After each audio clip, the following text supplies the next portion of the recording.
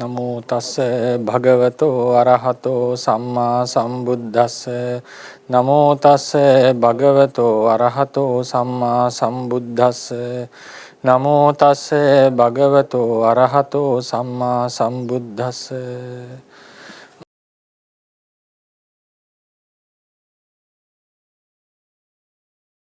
ගෞරවනීය ස්වාමීන් වහන්සේලා වරක් ප්‍රමුඛ මහා සංඝරත්නයේ අවසරයි. අද දවසේදී අපි සාකච්ඡා කරන්න බලාපොරොත්තු වෙන්නේ ඒ ස්පර්ශය කියන මාතෘකාවමයි. ස්පර්ශය කියන මාතෘකාවේ අපි මේ වෙනකොට ගොඩාක් කතා කරලා තියෙනවා. මාතෘකා කියන්නේ පාඩම් කීපයක් අපි කතා කරලා තියෙනවා. ඒකෙන් අද දවසේදී විශේෂයෙන්ම ස්පර්ශය සම්බන්ධයෙන් තියෙන තවත් අපි ගැඹුරින් විශ්ලේෂණය කිරීමක් ස්පර්ශයේ තිබෙන ස්පර්ශ කිරීම කෙබඳු එකක්ද කියන එකත් අපි කතා කරනවා. ඒ වගේම ධම්මසංගණියෙහි ස්පර්ශය හඳුන්වා තියෙන ආකාරයත් කෙටියෙන් කතා කරන්න බලාපොරොත්තු වෙනවා. ඒ වගේම පටිඝ සම්පස්සේ සහ අදිවචන සම්පස්සේ කියන දෙක ගැනත් අපි සාකච්ඡා කරන්න බලාපොරොත්තු වෙනවා. ඒකෙදී මුලින්ම අපි මාතෘකාවට එමුණොත්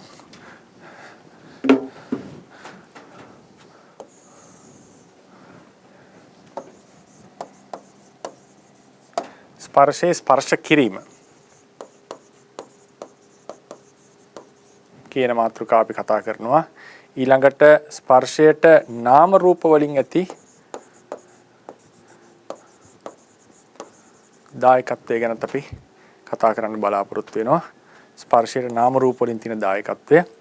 ඊළඟට අදිවචන දෙවැදෑරුම් ස්පර්ශය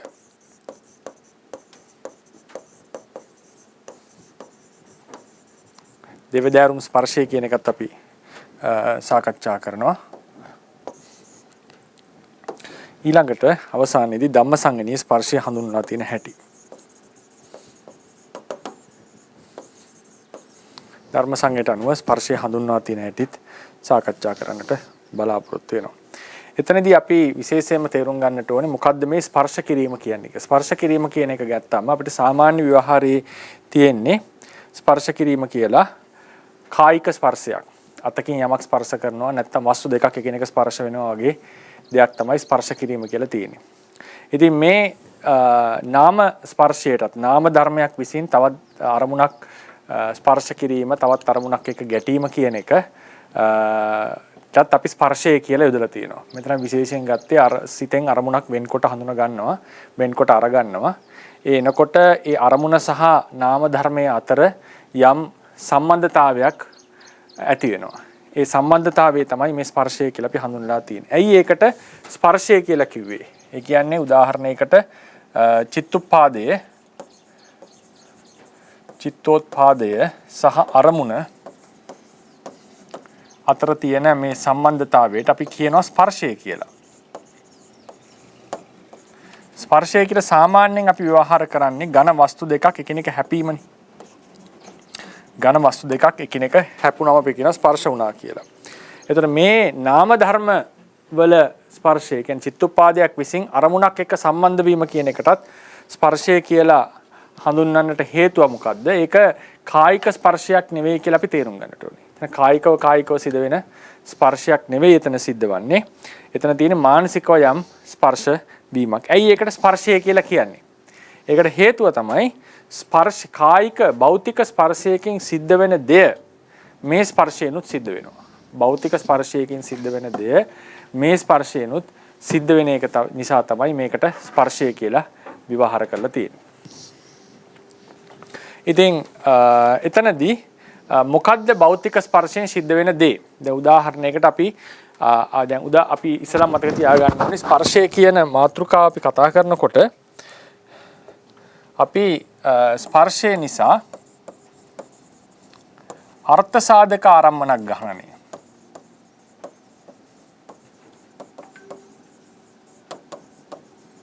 අර්ථ සාධක ආරම්මණක් ග්‍රහණය සිද්ධ වෙන හැටි අපි තේරුම් ගත්තා. ඊට පස්සේ ස්පර්ශය නිසා වේදනාව හට ගන්න හැටි අපි තේරුම් ගත්තා. ඒ වගේම ස්පර්ශය නිසා ප්‍රාථමික ආරම්මණක් ග්‍රහණය රේරුකාණි ස්වාමීන් වහන්සේලා විස්තර කරා. අපිට තුන් ක්‍රමයකට ස්පර්ශයෙන් සිද්ධ වෙන ආරම්මන ග්‍රහණ නැත්නම් මානසික ධර්ම වලට තියෙන සම්බන්ධතාවය අපි තේරුම් ගත්තා. ඉතින් මේකෙදි අපි දැන් මේ පළවෙනි විස්තරය අපි ගන්නේ අර්ථ සාධක ආරම්මන ග්‍රහණයට. ඒ කියන්නේ අර්ථ සාධක ආරම්මන ග්‍රහණය කියන්නේ මොකද්ද? අරමුණ රස විඳින්මින් අරමුණ හඳුනා ගනිමින් අරමුණ ගැනීමනේ. ඒ වගේ යම් කිසි මූලික ගති ස්වභාව ටිකක් එක්ක අරමුණ ගන්නවා නම් ආරම්මන ග්‍රහණයක් සිද්ධ කරනවා නම් ඒකට කියනවා අර්ථ සාධක ආරම්මන ග්‍රහණය. අර්ථ සාධක ආරම්මන ග්‍රහණයක් වෙන්නට අරමුණයි චිත්තෝප්පාදේ අතර යම් සම්බන්ධතාවයක් ඇති වෙන්නට ඕනේ. ඒක උනේ නැත්තම් ආරම්මන ග්‍රහණය සිද්ධ වෙන්නේ නැහැ. ඒක හරියට අතින් දොඩම් ගෙඩියක් අරගෙන මිරිකුවම ඒ යුෂය එළියට එනවා වගේ. ඉතින් ඒ අර්ථ සාධක ආරම්මන ග්‍රහණය සිද්ධ වෙන්නේ මේ ස්පර්ශයෙන් ස්පර්ශ වීම නිසා. ඉතින් ඒ නිසා ඒකට ස්පර්ශය කියන්නේ ඒ භෞතික ස්පර්ශයකින් යමක් සිද්ධ වෙනවා නම් ඒ කියන්නේ භෞතික ස්පර්ශ දැන් උදාහරණයකට අපි ගත්තොත් ඒ දොඩම් ගෙඩියක් අරගෙන මිරිකුවාම මේ යුෂය මතුවෙනවා කියන සිද්ධිය වෙනවා වගේ මේ ස්පර්ශය හේතු කරගෙන අරමුණෙහි තියෙන ලක්ෂණ සියල්ල ගොඩක් ඒවා හිතට ප්‍රකට වීමක් සිද්ධ වෙනවා. සියල්ල නෙවෙයි අරමුණත් එක්ක හොඳ සම්බන්ධතාවයක් ඇති වෙනවා. ඒ නිසා ස්පර්ශයෙන් කායික භෞතික ස්පර්ශයෙන් සිදුවෙන දේබඳු දෙයක් මේ මානසික ස්පර්ශයෙන් සිද්ධ වෙනවා. මොකද්ද විශේෂයෙන්ම ආරම්මන රසය ප්‍රකට වීම. ඒ නිසා මොකද වෙන්නේ? චිත්තුප්පාදේ ආරම්මන රසයට අනුව විකෘතියටපත් වෙනවා. ඒ වගේම විශේෂ වූ වේදනාවක් උපදිනවා. ඒ කියන්නේ ඉෂ්ට වේදනා, අනිෂ්ට වේදනා, මධ්‍යස්ථ වේදනා ආදී වේදනා විශේෂී උපදිනවා. ඒ නිසා අර දොඩම් ගෙඩිය අරගෙන මිරිකුවාම යුෂය මතුවෙනවා වගේ, ඒ මිරිකීම තුලින් යුෂය මතුවෙනවා වගේ මේ මානසිකව සිදුවෙන සම්බන්ධතාවය නිසා අර සියලු කෘත්‍යයන් සිද්ධ කරගන්නට පුළුවන් වෙනවා. ඒ නිසා අපි තේරුම් ගන්නට ඕනේ මේ ස්පර්ශය කියන එකට මේ අරමුණත් එක්ක ඇති කරන සම්බන්ධතාවයට ස්පර්ශය කියන්නට හේතුව තමයි භෞතික ස්පර්ශයකින් සිද්ධ වෙන බඳු දෙයක් මෙතන සිද්ධ වෙන නිසා. ඒකට හොඳම උදාහරණය දොඩම් ගෙඩිය අතෙන් අරන් මිරිකීම කියන වද තියාගන්න. මේ මිරිකීමෙන් තමයි යුෂය ප්‍රකට වෙන්නේ. මේ යුෂය එළියට එන්නේ. ඒ වගේ ආරම්මණයේ සතු තියෙන ආරම්මන රසය, ඔහුටම ආවේනික වෙච්ච ලක්ෂණ ආදිය හිතට ප්‍රකට වෙන්නට නම් අරමුණත් එක්ක හොඳ සම්බන්ධතාවයක් ඇති වෙන්නට ඕනේ. ඉතින් මේ සම්බන්ධතාවය ස්පර්ශයක් ලෙස අර්ථකථනය කරලා තියෙනවා. ඒ නිසා අපි ඒකයි මේ ඉදිරිය තියෙන RP කියමු 2.71 ආරම්මණය හා ගැටීම නම් වූ චෛතසික ධර්මයේ ස්පර්ශය ලෙස නම් කර ඇත්තේ ඇයි? චෛතසිකයක් වූ ස්පර්ශය අරූපී ධර්මයකි. අරූපී ධර්ම කිසිවක භෞතිකව හැපෙන්නේ නැත. මානසික වශයෙන් අරමුණක් හා ගැටීම ස්පර්ශය ලෙස නම් කර ඇත්තේ එම ඝට්ටණය භෞතික ස්පර්ශයක් නිසා නොව භෞතිකව ස්පර්ශ කිරීම නිසා යම් කෘත්‍යයක් සම්පූර්ණ වේද එබඳු කෘත්‍යයක් මෙම චෛතසිකයේ විසින් ඉටු කරන බැවිනි. ඒ කවරක් දෙයක් දොඩම් ගෙඩියක් අතින්ගෙන මිරිකූ විට එහි යුෂය මතුවන්නාසේ ස්පර්ශයෙන් සැපුණු විට විඥාණයෙන් ගත් අරමුණෙහි ආරම්මන රසය චිත්තෝපාදයට ප්‍රකට වේ. එසේ අර්ථ සාධක මානසික ක්‍රියාවේ අරමුණ හා හොඳින් සම්බන්ධ වීම දොඩම් ගෙඩිය අතින්ගෙන මිරිකීම් බඳු වූ ස්පර්ශ කිරීමකි. එබැවින් අරමුණ හා ගැටෙන මෙම චෛතසික ධර්මයේ ස්පර්ශය නමින් හඳුන්වා ඇත. ස්පර්ශය අරමුණ හා ගැටීම නිසා චිත්තෝපාදේ ආරම්මන රසය ප්‍රකට වී චිත්තෝපාදේ ආරම්මන රසයට අනුකූල ලෙස විකාරයට පැමිණේ. චිත්තෝපාදේ තුල ආරම්මන රසයට අනුකූල වූ වේදනාවක්ද උපදී. ඒ නිසා තමයි පරමත්ත දීපණියක දක්වලා තියෙන්නේ යංච පුසන්තේහි සාදේ තබ්බං තංච කිච්ඡං සාදේති. ස්පර්ශකරණය විසින් කළ යුතු යම් කෘත්‍යයක් වෙනනම් ඒ සිද්ධ කළ දෙනවා. මොකද්ද? තස්මා අයං පස්සෝති පුසන ලක්කනෝතිද වුච්චෝ. කිම්පන සාදිති කවරක් සාධනය කරයිද? ආරම්මන රසාන රූපං චිත්තස්ස විකාරාපත්ති. ආරම්මන රසයට අනුකූලව සිත විකෘතියට පැමිණවීම. ඒ වේදනා මේක මතු කරලා ආරම්මන රසය මතු කිරීම තුලින්. එහෙම නැත්නම් වේදනා විශේෂ උප්පත්තිං වා විශේෂ වෙච්ච සුඛ දුක්ඛ ආදී වූ වේදනාවක් ආරම්මන රසයට අනුකූලව ඉපදවීම තමයි මේ සිද්ධ වෙලා තියෙන්නේ. ඊට පස්සේ ඊළඟට රේරුකාණි චන්දවිමල ස්වාමීන් වහන්සේත් මෙන්න මේ කියන ස්පර්ශය මේ භෞතික නමින් හඳුන්වා තින මේ ස්පර්ශය පිළිබඳව යම් විස්තරයක් දීලා තියෙනවා. ඒකත් තම වැදගත් අපිට විමසන්නට.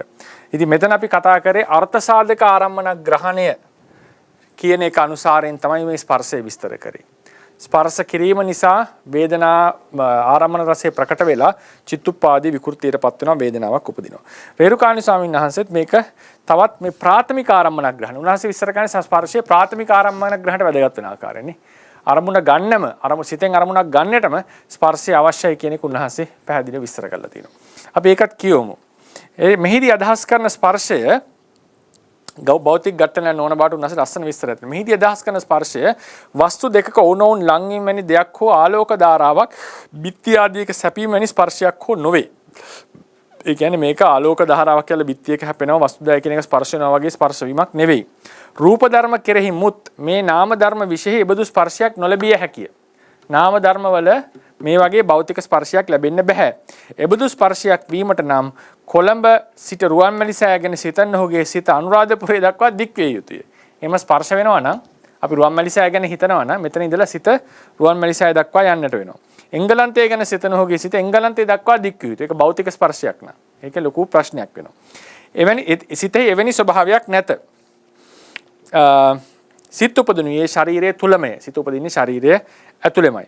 ශරීරයෙන් පිටට එයින් කොටසක් යන්නේ නැත. ශරීරයෙන් පිටට එයින් කොටසක් යන්නේ නැහැ. සිතක් ඉපදීමට ඇත්ත වශයෙන්ම ආරම්මණයේ ස්පර්ශයක් වුමනා නම් භෞතික ස්පර්ශයක් වුමනා වෙනවා නම් නැති දේවල් අරමුණු කරන සිත් වලට ඉපදිය හැකි බවක්ද නැත. එතකොට නැති දෙයක් අරමුණු කරන්න පුළුවන් අපිට. එහෙම වෙන්න බෑ. ඇත්තටම භෞතික ස්පර්ශයක් මෙතන තියෙනවා නම්. නැතිම දේවල් අරමුණු කොටද අතීතයේ තිබී දැන් නැති දේවල් අරමුණු කොටද මෙතෙක් ඇති නොවූ අනාගත දේවල් අරමුණු කොටද සිත් උපදනා බැවින් සිත ඇත්ත වශයෙන්ම ආරම්මණයේ හැපීමක් නොවි උපදනා බවද තේරුම් ගත හැකියි. මේක භෞතික ස්පර්ශයක් නෙවෙයි. අපි මේ කතා කරන පෑනක් මෙතන හැපෙනකොට දැදින ස්පර්ශයේ බඳු ස්පර්ශයක් නෙවෙයි මේක කියන එක අපි තේරුම් ගන්නට ඕනේ. අතින් යම් කිසිවක් ගත හැකි වීමට අත ගනු ලබන වස්තුවේ සැපීමක් විය යුතුයි. මේ ගන්නවා නම් අත මේ ෆෝන් එකේ හැපෙන්නට ඕනි.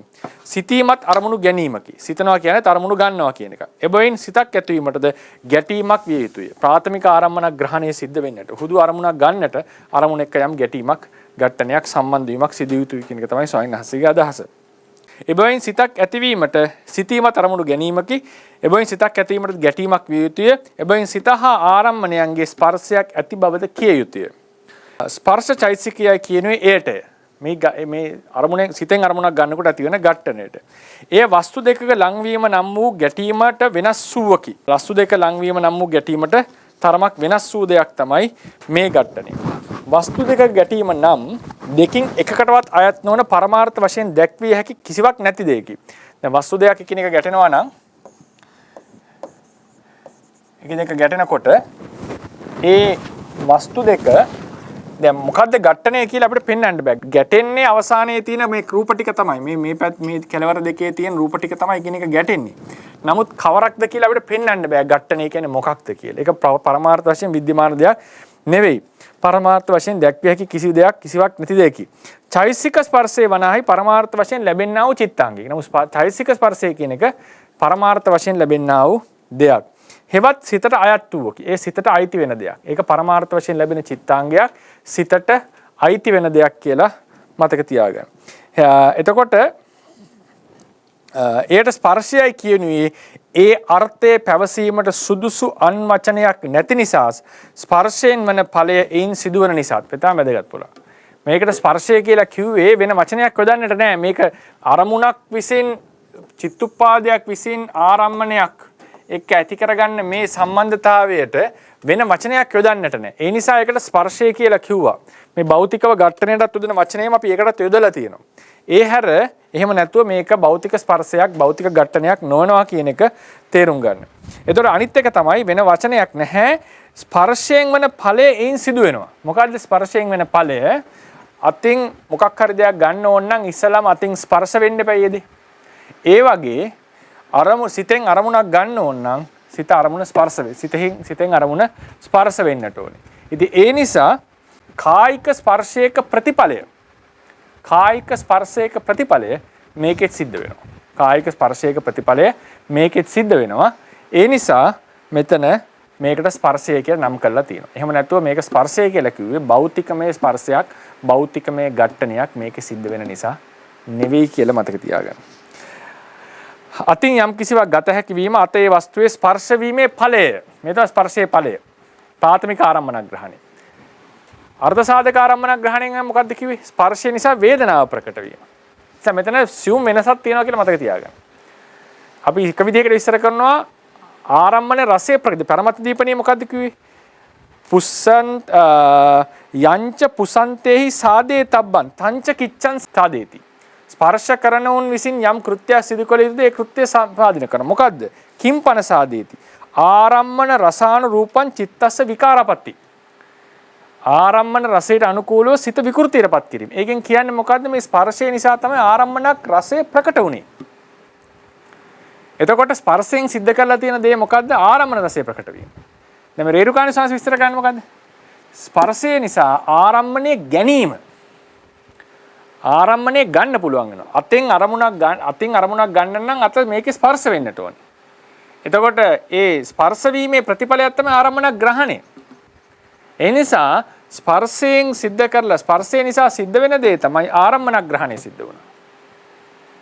ඒ නිසා මේකේ පොඩි වෙනස්කමක්. ඒ නිසා තමයි මේක අපිට පෙන්වන්න කරන්න පුළුවන්. ස්පර්ශය ආරම්මණ ග්‍රහණ ගත්තම අර්ථ සාධක ආරම්මණ ග්‍රහණයට අවශ්‍ය දෙයක් ලෙස අපිට ගන්න පුළුවන්. අර්ථ සාධක ආරම්මණ ග්‍රහණයට අවශ්‍ය වෙන්නේ අපි ඉස්සලම අර්ථ සාධක ආරම්මණ ග්‍රහණ විස්තර කරන්නට ඕනේ. අර්ථ සාධක ආරම්මණ ග්‍රහණයක් කියන්නේ වේදනා සංඥා ආදී සමග පහළ වෙන ආරම්මණ ග්‍රහණයක්. ඒක වෙන්නට නම් ස්පර්ශය තියෙන්නට ඕනේ. එහෙනම් අනිවාර්යෙන් ස්පර්ශය හැම චෛසිකයේ සිතකම තියෙන්න ඕනේ. මොකද අර්ථ සාධක නොවන චිත්තුප්පාදයක් පහළවන්නේ නැහැ. හරිනේ? ඒක තමයි පළවෙනි විවරණය. දෙවෙනි විවරණයේ හැටියට හුදු ආරම්මන ග්‍රහණයටම ග්‍රහණ මාත්‍රයටම ස්පර්ශයක් තිබිය යුතුයි.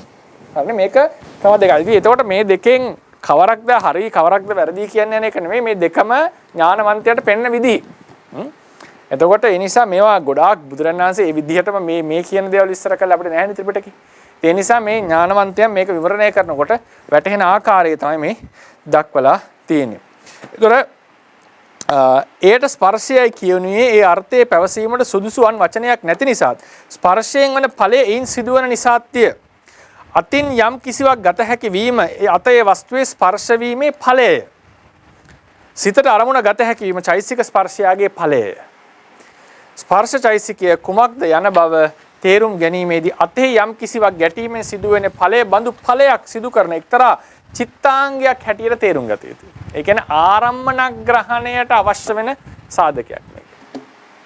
හරිනේ? එතකොට ඒ නිසා ඒක තව ක්‍රමයකට ස්පර්ශය විස්තර කරලා මේ හැම එකෙම මතක තියාගන්න අපිට කියන්න ඕනේ මේක ඉස්සරත් විස්තර කරා මේක භෞතික ස්පර්ශයක් නෙවෙයි.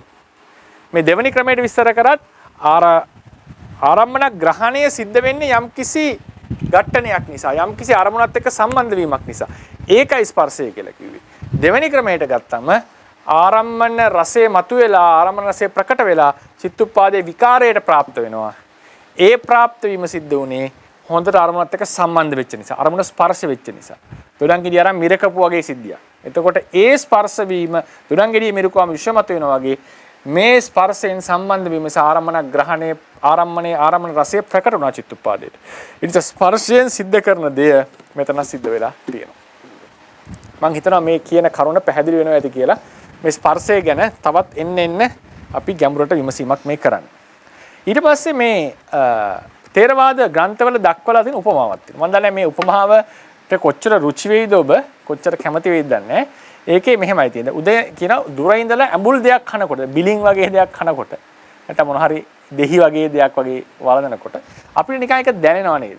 ඒක නිකන් බිලින් බලන් ඉන්නකොට නිකන් අපිත් කට නිකන් මෙයා වෙලා යනවනේ. අර විශේෂයෙන්ම අමු අඹයක් එහෙම කවුරු හරි කනකොට අපේ කටලත් ඒක දැනෙනවා. ඊට පස්සේ කෙලත් උනනවා. එතකොට ජීවහා විඥානේ පැහැදිලිවම පහළ වෙලා නැහැනේ. මනෝ විඥානේ චක්කු විඥාණයෙන් දැකලා මනෝ විඥාණයෙන් තේරුම් ගන්න තියෙනවා. එතකොට කියනවා මේ තමයි ඒ තිබිච්ච ඇඹුල මනසට ස්පර්ශ වුණා. මනසට දැනුණා. මේ තමයි ස්පර්ශය භෞතික ස්පර්ශයක් නෙවෙයි.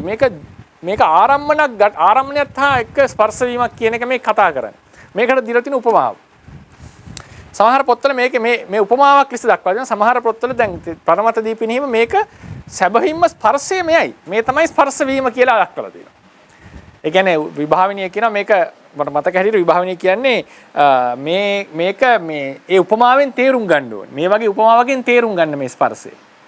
ඒ කියන්නේ දුර ඉන්න කෙනෙක්ගේ ඇඹුල් කනකොට අපේ කටට කෙලවුනනවා වගේ මේ ස්පර්ශය ගිහලා හැප්පෙන්න ඕනේ නැහැ එතන. යම්කිසි අරමුණක් එක්ක සම්බන්ධතාවයක් මේ තියෙන්නේ.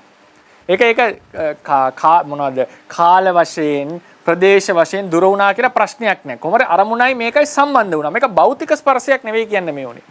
ඒක පරමද්දීපිනේ කියන එහෙම උපමා කතාවක් ඕනේ නැහැ. මේ ඇත්තටම ස්පර්ශයම තමයි මේ. මේ තමයි ස්පර්ශය. ඒ නිසා ඒ වෙලාවේදී අපිට යාව ස්පර්ශ වෙලාගේ ඒ රස ස්පර්ශ වෙලා තියෙනවා. දැන් එතකොට ගැනෙක්ට ගැටලුවක් අහන්න පුළුවන්. ඒක දාර්ශනික පැත්තෙන්. දැන් කවදාවත් අඹ ගෙඩියක් කාපු නැති මිනිහෙට අඹ ගෙඩියක් කාපු නැති මිනිහෙට වෙන කෙනෙක් අඹ ගෙඩියක් කනකොට ඕක වෙයිද කියලා අහුවම ඒක වෙන්නේ නැහැ මං දන්න තරමින්නේ. ඒක අපිට තියෙන මතකයේ කියලා එකක් තියෙනවා. අපිට හුරුවක් අපි කාලා හුරු බවනේ. ඒකෝට අපිට ලැබිච්ච යම් අමුතු එක්ස්පීරියන්ස් එකක් තියෙනවා. ටිකක් ඇඹුල් දෙයක් කාලේ අරක කනවා දකින්නකොට අපිට ටිකක් මෙයා වෙනවා. දැන් ඊට පස්සේ තමයි උදාහරණයක් මොනවා හරි උඩ කෙලවරක ඉඳලා කවුරු ඉනකොට අපේ කකුලුත් වෙවුලනවානේ සාමාන්‍යයෙන්. එහෙනම් අපිටත් ඒ මේක දැනෙනවා. ඒ වගේ මේ දුර ඉන්න ආරම්මණයක් දකිනකොට ඒ දැනෙන බව ස්පර්ශය කියලා හඳුන්වලා තියෙනවා ථේරවාද පොත්වල. ඉතින් උදාහරණ දීලා තියෙන්නේ දුර ඉන්න කෙනෙක් ඇඹුල් දෙයක් කනකොට දැනීම ඒ ඝට්ටනේ ආරම්මණයත් එක්ක මනෝද්වාරයෙන් ස්පර්ශයෙන් ස්පර්ශ වුණා කියලා තේරුම් ගන්න කියලා කියනවා. ඒක මන් දන්නේ මම ඒක දැම්මේ මොකද පොත්වල තියෙන නිසා ඒ කරුණ. දුර ඉන්න අය ඇඹුල් දෙයක් කන විට බලා ඉන්න අයට ඇඹුල් ගතියක් දැනි කටට කෙලවුණන්නේ දුර සිටින කෙනා කන ඇඹුල් රස බලා ඉන්න කෙනාගේ මනෝද්වාරික ස්පර්ශයෙන් ස්පර්ශ වූ නිසා බව ථේරවාද ග්‍රන්ථවල දක්වා ඇත. මේ ස්පර්ශේ මානසික ස්පර්ශ මේක භෞතික ස්පර්ශයක් නෙවෙයි අරූපී ස්පර්ශයක් කියන එක තේරුම් කරන්න පැහැදිලි කරපු උපමාවක්. ඊට පස්සේ පැහැදිලි කරනවා සමහරව කියනවා මේක ඇත්තටම එතන වෙලා තියෙනවා සැබෑම ස්පර්ශයක් කියලා. ඊට පස්සේ මේක ඇත්තටම ඊළඟට කතා කරන්න යන දේ මම ඇත්තටම කතා කරන්න තිබුණේ පදට්ටහණය කියන මාතෘකාවේ කතා කරන්න බැරි වුණා. අපි ගත්තා ස්පර්ශයේ පදට්ටහණය.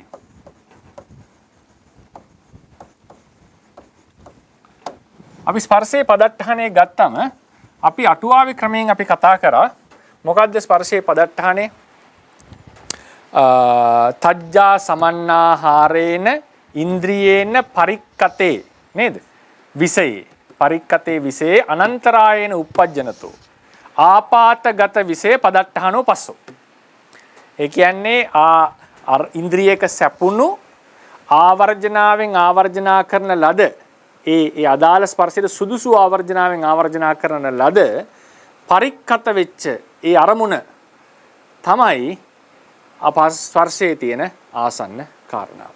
එතකොට අරමුණක් ආපාතගත වෙලා තියෙන්නටත් ඕනේ ආවර්ජණයෙන් ආවර්ජනා කරලා තියෙන්නත් ඕනේ.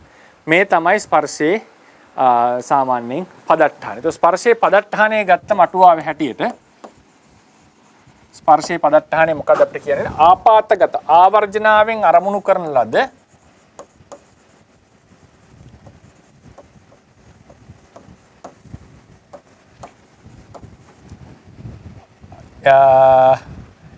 ඉන්ද්‍රියෙහි කියලා කියන්නේ මනින්ද්‍රිය කියන්නේ මොකක්ද ద్వාරවල ద్వාරයේහි නැත්නම් අපි ద్వාරය කියලා ගමුකෝ ඒක වඩා හොඳයිනේ. ద్వාරයක ආපාතගත වූ අරමුණ. ద్వාරයක ආපාතගත වූ අරමුණ. සාමාන්‍යයෙන් මේ ගත්තම මොන ආරම්මණයද? අපි ආයතන ක්‍රමයෙන් ගත්තොත් මේ කතා කරලා තියෙන්නේ බාහිර ආයතනයක් ගැනනේ. මොකද ආධ්‍යාත්මික ආයතනය තමයි ద్వාරය. බාහිර ආයතනේ ගැටිලා ආවර්ජනාවෙන් අරමුණු කරාම ඒක අරමුණු කරන් විඥානයක් හට ගන්නවා. ඒ විඥානේ ස්පර්ශයේ ජනනය කරමින් හට ගන්නවා. ඒතර ආපාතගත විශේෂනේ අරමුණ තමයි පදට්ඨානෙ. ඒක බාහිර ආයතනය.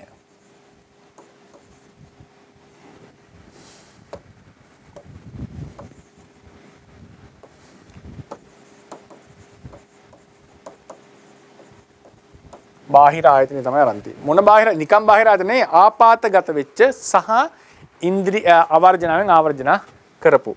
ඊළඟට මොකද්ද ස්පර්ශයේ හේතුව දක්වන ඊළඟ ලොකුම දේශනාව මොකද්ද? පටිච්චසමුප්පාද. මොකද්ද පටිච්චසමුප්පාදයට අනුව? සලායතන පස්සයා පස්සෝ. පස්සපච්චය වේදනා කියන එක අපි කතා මහත්යෙකුත් අහුව එදායි පස්සපච්චය වේදනාකව සලායතන පස්සයා පස්සෝ කියන එක. අපි කොහේක පදට්ටහන වෙලා කතා කරනවා. නමුත් ඒක පදට්ටහනේ කතා කරන්න බැරි වුණා. අපි කතා කරේ අර මරු මාතෘකාව විතරයි. ඒක සලායතන පච්චයා පස්සෝ.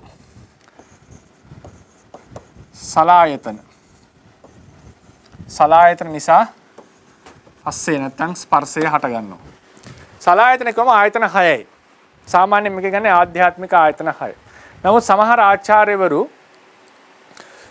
බුදුරජාණන් වහන්සේගේ මේ ආයතන දක්වන සූත්‍ර දේශනාව අරගෙන ආධ්‍යාත්මික බාහිර කියන ආයතන 12ම 6 2 6 සලායතන කියන්නේ 6නේ ෂඩ්ආයතනනේ.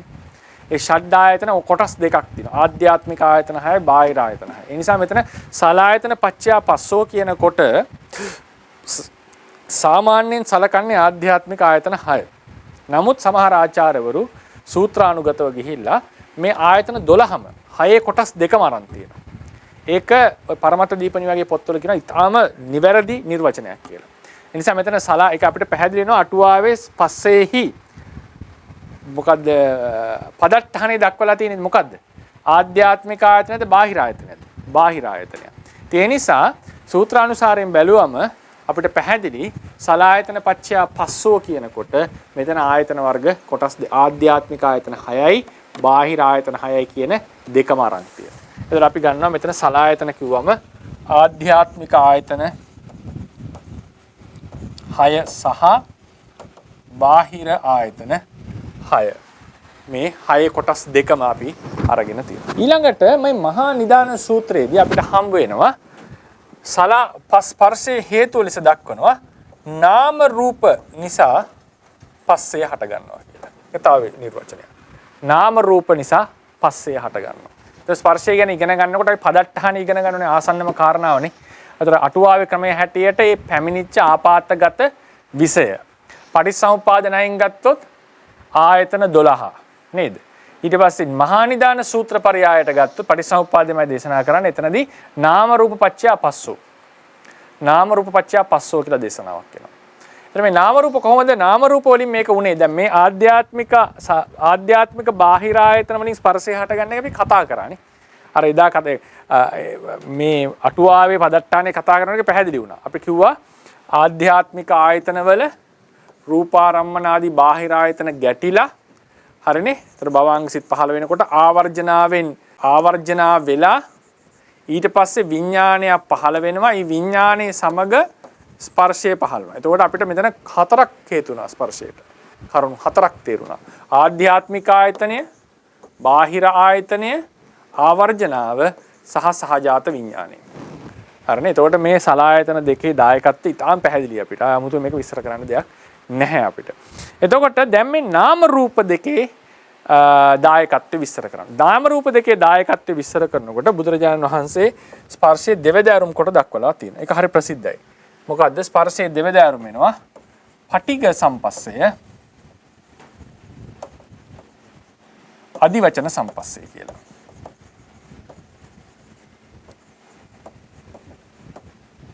පටිඝ සම්පර්ශය නැත්නම් පටිඝ ස්පර්ශය, අදිවචන සම්ස්පර්ශය. මෙතන පටිඝ ඒක අපි දැනගෙන ඉන්න. නාම රූප පත්‍ය පස්සෝ කියන තැන විස්තර කරන්න මේක අපි දැනන් ඉන්නට ඕනේ. ඒක මහා නිදාන සූත්‍රයේ බුද්ධ දේශනාමන් දීලා ඇති කොටේෂන් එක නාම රූප පත්‍ය පස්සෝති නාම රූප පත්‍ය පස්සෝති ඉතිකෝ පනේතං උත්තං තදානන්ද ඉමිනාපේතං පරියායන වේදිතබ්බං. ආනන්ද සානසන දේශනා කරේ. මේක මේ පරියායෙන් දත යුතුයි කියලා දේශනා කරනවා. එතකොට බුදුරජාණන් වහන්සේ නාම රූප පත්‍ය පස්සෝ කියන ක්‍රම 4කට දේශනා කරලා තියෙනවා. නාම රූප පත්‍ය පස්සෝ. පළවෙනි එක තමයි නාම පත්‍ය අදිවචන සම්පස්සෝ. රූප පත්‍ය පටිඝ සම්පස්සෝ.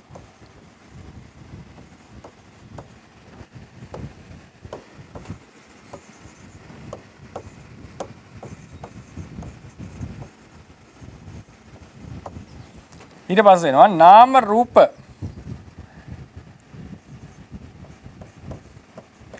පච්චය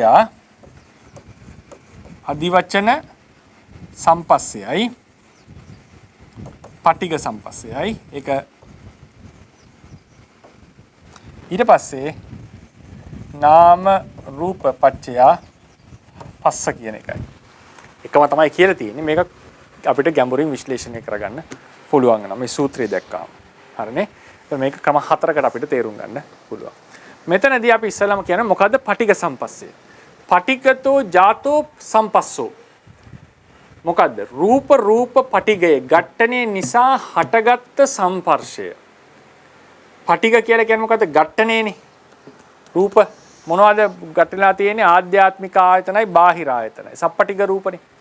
රූපයයි චක්ෂුවයි, සෝතයයි සද්දයයි, ගන්ධයයි ගානයයි, රසයයි ජීවහාවයි, පොට්ටබ්බයයි කායයි. මේවා පටිඝ, සප්පටිඝ. මේවා එකිනෙක හැපෙනවා. මේ එකිනෙක හැපීම නිසා හටගත්ත ස්පර්ශයට කියනවා පටිඝ සම්පස්සේ කියලා. ඒක අපි ගන්න ඕනේ පංචද්වාරික සම්පස්සේ. පංච විඥාන සම්පස්සේ නෙමෙයි අපි ගන්න. පංචද්වාරික සම්පස්සේ. ඒ කියන්නේ උදාහරණයකට මෙහෙම රූපයක් ගැටුණා නම් ඇහි භවාංග චලනය වෙලා ඊළඟට පංචද්වාරාවජන චක්කු විඥාන සම්පටිච්ඡන සම්තීරණ වොත්තපන ජවන පහළ දිගටම තදාලම්මන දක්වා පහළ වෙනවනේ. මේ සියලු පංචද්වාරික සිත්වල තියෙනවා නම් ස්පර්ශයක්. ඒකට කියනවා පටිඝ සම්පස්ස. මොකද ඒක හටගත්තේ මේ ඝට්ටනේ නිසා. පංච ප්‍රසාද සහ පංචාරම්මන අතර තියෙන ඝට්ටනේ නිසා මේ හටගෙන තියෙන්නේ. ඒක පටිඝ සම්පස්සයක් කියලා. හරිනේ? ඒක පළවෙනි එක. ඊළඟට අදිවචන සම්පස්ස. ඒක තවත් නිර්වචන තියෙන්න පුළුවන් පටිඝ සම්පස්සේට. ප්‍රධාන එක තමයි පටිගතෝ ජාතෝ නැත්නම් පටිගතෝ සම්පස්සෝ. පටිගතෝ සම්පස්සෝ. පටිඝේ නිසා පටිඝේ කියන්නේ ද්වේෂය නෙවෙයි මෙතන. මොනවද? ආරූප වස්තු සහ ප්‍රසාද සහ ගෝචර රූප අතර ඝට්ටණය. එතකොට ඊළඟට අදිවචන සම්පස්සේ. අදිවචන කියනකොට අදිවචන කියන්නේ මොකද්ද? නමනේ වචනේ. නැත්නම් පඤ්ඤත්ති පැනවීම වචනය. ඒකට යොදන නම. දැන් අපි දන්නවා නාම ධර්ම වලට කියන වචනයක් තමයි නාම ධර්ම කියන අපි තේරුම් ගන්න ඕනේ වචන අහලානේ. ඒ කියන්නේ නාම කියලා නිර්වචන දුන්නේ මතකද? නාම කියන රූප කියනවා තමම ප්‍රකට වෙනවා. නාම ධර්ම අපි වචන අහලා තේරුම් ගන්නට ඕනේ. ඒ කියන වචනේ අහලා දැන් මේ ස්පර්ශය මොකද්ද, වේදනාව මොකද්ද, නැත්නම් මගේ හිතේ මෙහෙම හිතවිල්ලක් තිබුණේ කියලා අපි කිව්වම තමයි එතන දැනගන්නේ. මෙයා ද්වේෂයෙන් හිටියා. මෙයා තරහෙන් ඉඳලා තියෙන මගෙත් එක්ක. මෙයා හිතවත්කමෙන් ඉඳලා තියෙන. මෙයා මෙන්නුවට ඇත්තටම අවංකව මට කරුණාවන්තයි. ආදී ලෙසට අපි යාගේ වචන අහලා තමයි තේරුම් ගන්නේ සැබෑම සිත අපිට පරචිත්ත විදානේ දකින්න පරචිත්ත විදානේ නැත්තම්. ඒ නිසා මේ නාම ධර්ම අදිවචන කියලා අපි කියන නාම ධර්ම වලට නම. ඒ අදිවචන වූ නාම ධර්ම නිසා හටගත් ස්පර්ශ වලට කියන අදිවචන සම්පස්සේ කියලා. එහෙම නැත්තම් ස්පර්ශයත් නාම ධර්මයක් නේ. ස්පර්ශය ඒම නාම ධර්මයක්. ඒම නාම ධර්මයක්. ඒ නිසා ඒ ස්පර්ශයේ අදිවචනයකුත් වෙනවා සම්පස්සේකුත් වෙනවා. අදිවචනයකුත් තමයි සම්පස්ස. සම්පස්ස කියන එකේ තේරුම තමයි මෙතන සම් කියලා කියන්නේ අරමුණත් එක්ක එකතු වුණා කියන එක. සමාගම්ම නැත්තම් සමාගත ඒකත් එක්ක එකතු වුණා. එකතු වෙලා වෙච්ච ස්පර්ශය. හරිනේ අරමුණත් එක්ක එකතු වෙලා වෙච්ච ස්පර්ශය. ඒක ස්පර්ශයම තමයි. සම් කියන එකෙන් අදහස් කරලා තියෙන අරමුණත් එක්ක එකතු වෙච්ච බව. සම්පස්සෝ. තව විදිහකින් කිව්වොත් එහෙම අපිට ගන්න පුළුවන් සම්පුසනා කියන එක අපි ඒක ඉදිරියට විස්තර කරනවා. සිතේ ක්‍රියාව අරමුණත් එක්ක එකතු වෙලා සිත අරමුණ ස්පර්ශ කරා ඒ ස්පර්ශය. සම් කියන එකෙන් තේරුම් ගන්න අරමුණත් එක්ක එකතු වෙච්ච බව. එහෙම නැත්නම් වෙන විශේෂ අර්ථයක් මේකේ නැහැ. සම් කියන එකෙන් උපසර්ගයෙන් වැඩි අර්ථයක් දීලා තියෙනවා. වැඩි ප්‍රකට කිරීමක් කරලා තියෙනවා. මොකද්ද අරමුණත් එක්ක එකතු වෙලා වෙච්ච ස්පර්ශය කියලා. ඉතින් ඒ නිසා ඒ ස්පර්ශේ නාම ධර්මයක් නේ. ඒ ස්පර්ශේම අදිවචනයක් වෙනවා. අදිවචන. එයට ස්පර්ශය කියලාත් කියනවා. ඒ අදිවචනයක් වූ ස්පර්ශය නිසා අදිවචන සම්පස්සේ කියලා. නැත්නම් අදිවචන වූ නාම ධර්ම නිසා හටගත් ස්පර්ශයට අදිවචන සම්පස්සයක් කියනවා. මෙතන අපි ගන්නේ පටිඝ සම්පස්සේ කිව්වම පංචද්වාරික ස්පර්ශය. මේක මනෝද්වාරික ස්පර්ශය. පංචද්වාරික ස්පර්ශය මනෝද්වාරික ස්පර්ශය. ඒතර කෙනෙක් කෙලින්ම ප්‍රශ්නයක් අහන්න පුළුවන්. ස්වාමීන් වහන්සේ පටිඝ සම්පස්සේ කියන්නේ පංචද්වාරික ස්පර්ශයනේ. ඒකට අදිවචන සම්පස්සේ කියන්න බැරිද? මොකද ඒ ස්පර්ශයත් නාම ධර්මයක්නේ. ඒ ස්පර්ශේ නාම ධර්මයක් ඒකට අදිවචනය කියන්න පුළුවන්. නිෂ්පර්යායෙන් නේද? ඒකට අදිවචනය කියන්න පුළුවන්. එහෙමනම් ඒ ස්පර්ශයට අදිවචන සම්පස්සේ කියන්න බැරිද? පුළුවන්. ටීකාවල කියනවා මේ පංචද්වාරික මයිකට් හැන්ඩවුට් එකේ මේ රෙෆරන්ස් එක දීලා ඇති. පංචද්වාරික ස්පර්ශයටත් අදිවචන සම්පස්සේ කියලා කියන්න පුළුවන්. මොකද ඒකත් නාම ධර්මයක්නේ. ඒකත් නම කියලා තේරුම් මොන වුණත් රූප වලින් වෙන් වෙච්ච දෙයක්නේ. ඒ නිසා ඒකටත් අදිවචන කියලා කියන්න පුළුවන්. නමුත් අපි සාමාන්‍යයෙන් මෙතන විශේෂ ලක්ෂණ මේ ස්පර්ශය හටගන්න තියෙන අනිවාර්ය සාධකයක් මොකද්ද? ඝට්ටණය. මේ දෙක අතර ඝට්ටණය. උදාහරණයක් ගත්තොත් ගත්තොත් මොන හරි කටුනාද නැහැ. උදාහරණයකට ගත්තොත් අත්තනෝ ස්වභාවං ධාරේති ධම්මෝනේ. එතකොට ධම්මායතන ධම්ම ධාතු කියන ලක්ෂණය චක්කු ධාතුවේ තියෙනවා. චක්කු ධාතුවල තොරන් ධම්ම ධාතු කියන්න පුළුවන් අත්තනෝ ස්වභාවං ධාරේති. තමන්ගේ ස්වභාවය දරන නිසා. නමුත් ඒක විශේෂ ලක්ෂණ නිසා චක්කු ධාතුව කියලා අපිට ධම්ම ධාතුව කියලා කියන්නේ නැහැ. ඒ වගේ මේ පංචද්වාරික ස්පර්ශයට තෝරනම් අදිවචන සම්පස්සේ කියලා කියන්න පුළුවන්. නමුත් මෙතන විශේෂයක් තියෙනවා. ඒ ස්පර්ශය හටගන්න රූප පටිගයක් ඝට්ටනයක් සිදු විය යුතුමයි. ඒ නිසා ඒකට පංචද්වාරික ස්පර්ශයට පටිග සම්පස්සේ කියලා අපි කියනවා. පටිග සම්පස්සේ. අපිට ඕන නම් මේ චක්කු විඥානයේ ස්පර්ශයටත් පටිග සම්පස්සේ කියලා කියන්න පුළුවන් විශේෂයෙන්. මොකද වස්තු රූපය ඇසුරු කරන් හටගන්න නිසා. නමුත් එහෙම අපි සාමාන්‍යයෙන් භාවිතා කරන්නේ නැහැ. මොකද නිර්වචනයේ තියෙන්නේ පටිගතෝ සම්පස්සේ නිසා. පටිගය නිසා හටගන්න සම්පස්සේ. නමුත් සමහර නිර්වචන අපිට එනකොට මේක වස්තු කරන් හටගන්න ස්පර්ශය වගේ අදහසක් එන්නට පුළුවන්. දැන් අපි චක්කු සම්පස්සේ කියලා කිව්වොත් එතන ගන්නේ ඒක අපි අනිත් දවසේ කතා කරමු. චක්කු සම්පස්සේ වෙන්නේ චක්කු ප්‍රසාදයේ ඇසුරු කරන ස්පර්ශය. ඒක චක්කු විඥානයක එකතු වෙච්ච ස්පර්ශය අපි ගන්න. චක්කු සම්පස්සේ කියලා. චක්කු විඥානයේ එක ඇසුරු කරන ස්පර්ශය තමයි චක්කු සම්පස්සේ. මෙතන පටිඝ සම්පස්සේ කියලා කියන්නේ පටිඝය ඝට්ටනේ නිසා හටගත්ත වීතියේම තියෙන සියලු ස්පර්ශවලට පටිඝ සම්පස්සේ කියලා කියන්නට පුළුවන්. අදිවචන සම්පස්සේ වෙන්නේ මනෝද්වාරික සිත්වල තියෙන ස්පර්ශයට. දැන් මෙතනදී බුදුරජාණන් වහන්සේගේ මේ දේශනා බැලුවම එතන තම සාමාන්‍ය සමාජයේ තියෙන තේරවාදී නොවන නිර්වචනයකුත් තියෙනවා. මේ දෙක මාරු කරලා කියනවා සමහර කෙනෙක්. මාරු කරලා. ඒ කියන්නේ සමහර කෙනා අදිවචන සම්පස්සේ පංචද්වාරිකයි පටිඝ සම්පස්සේ මනෝද්වාරිකයි කියලා. ඒකට හේතුව තමයි බුදුරජාණන් වහන්සේ ප්‍රශ්න අහපු ක්‍රමය. බුදුරජාණන් වහන්සේ මෙහෙමයි ප්‍රශ්නේ අහලා තියෙන්නේ. මම ඒක පාලියෙන් කියවලා සිංහලට පරිවර්තනය කරන්න.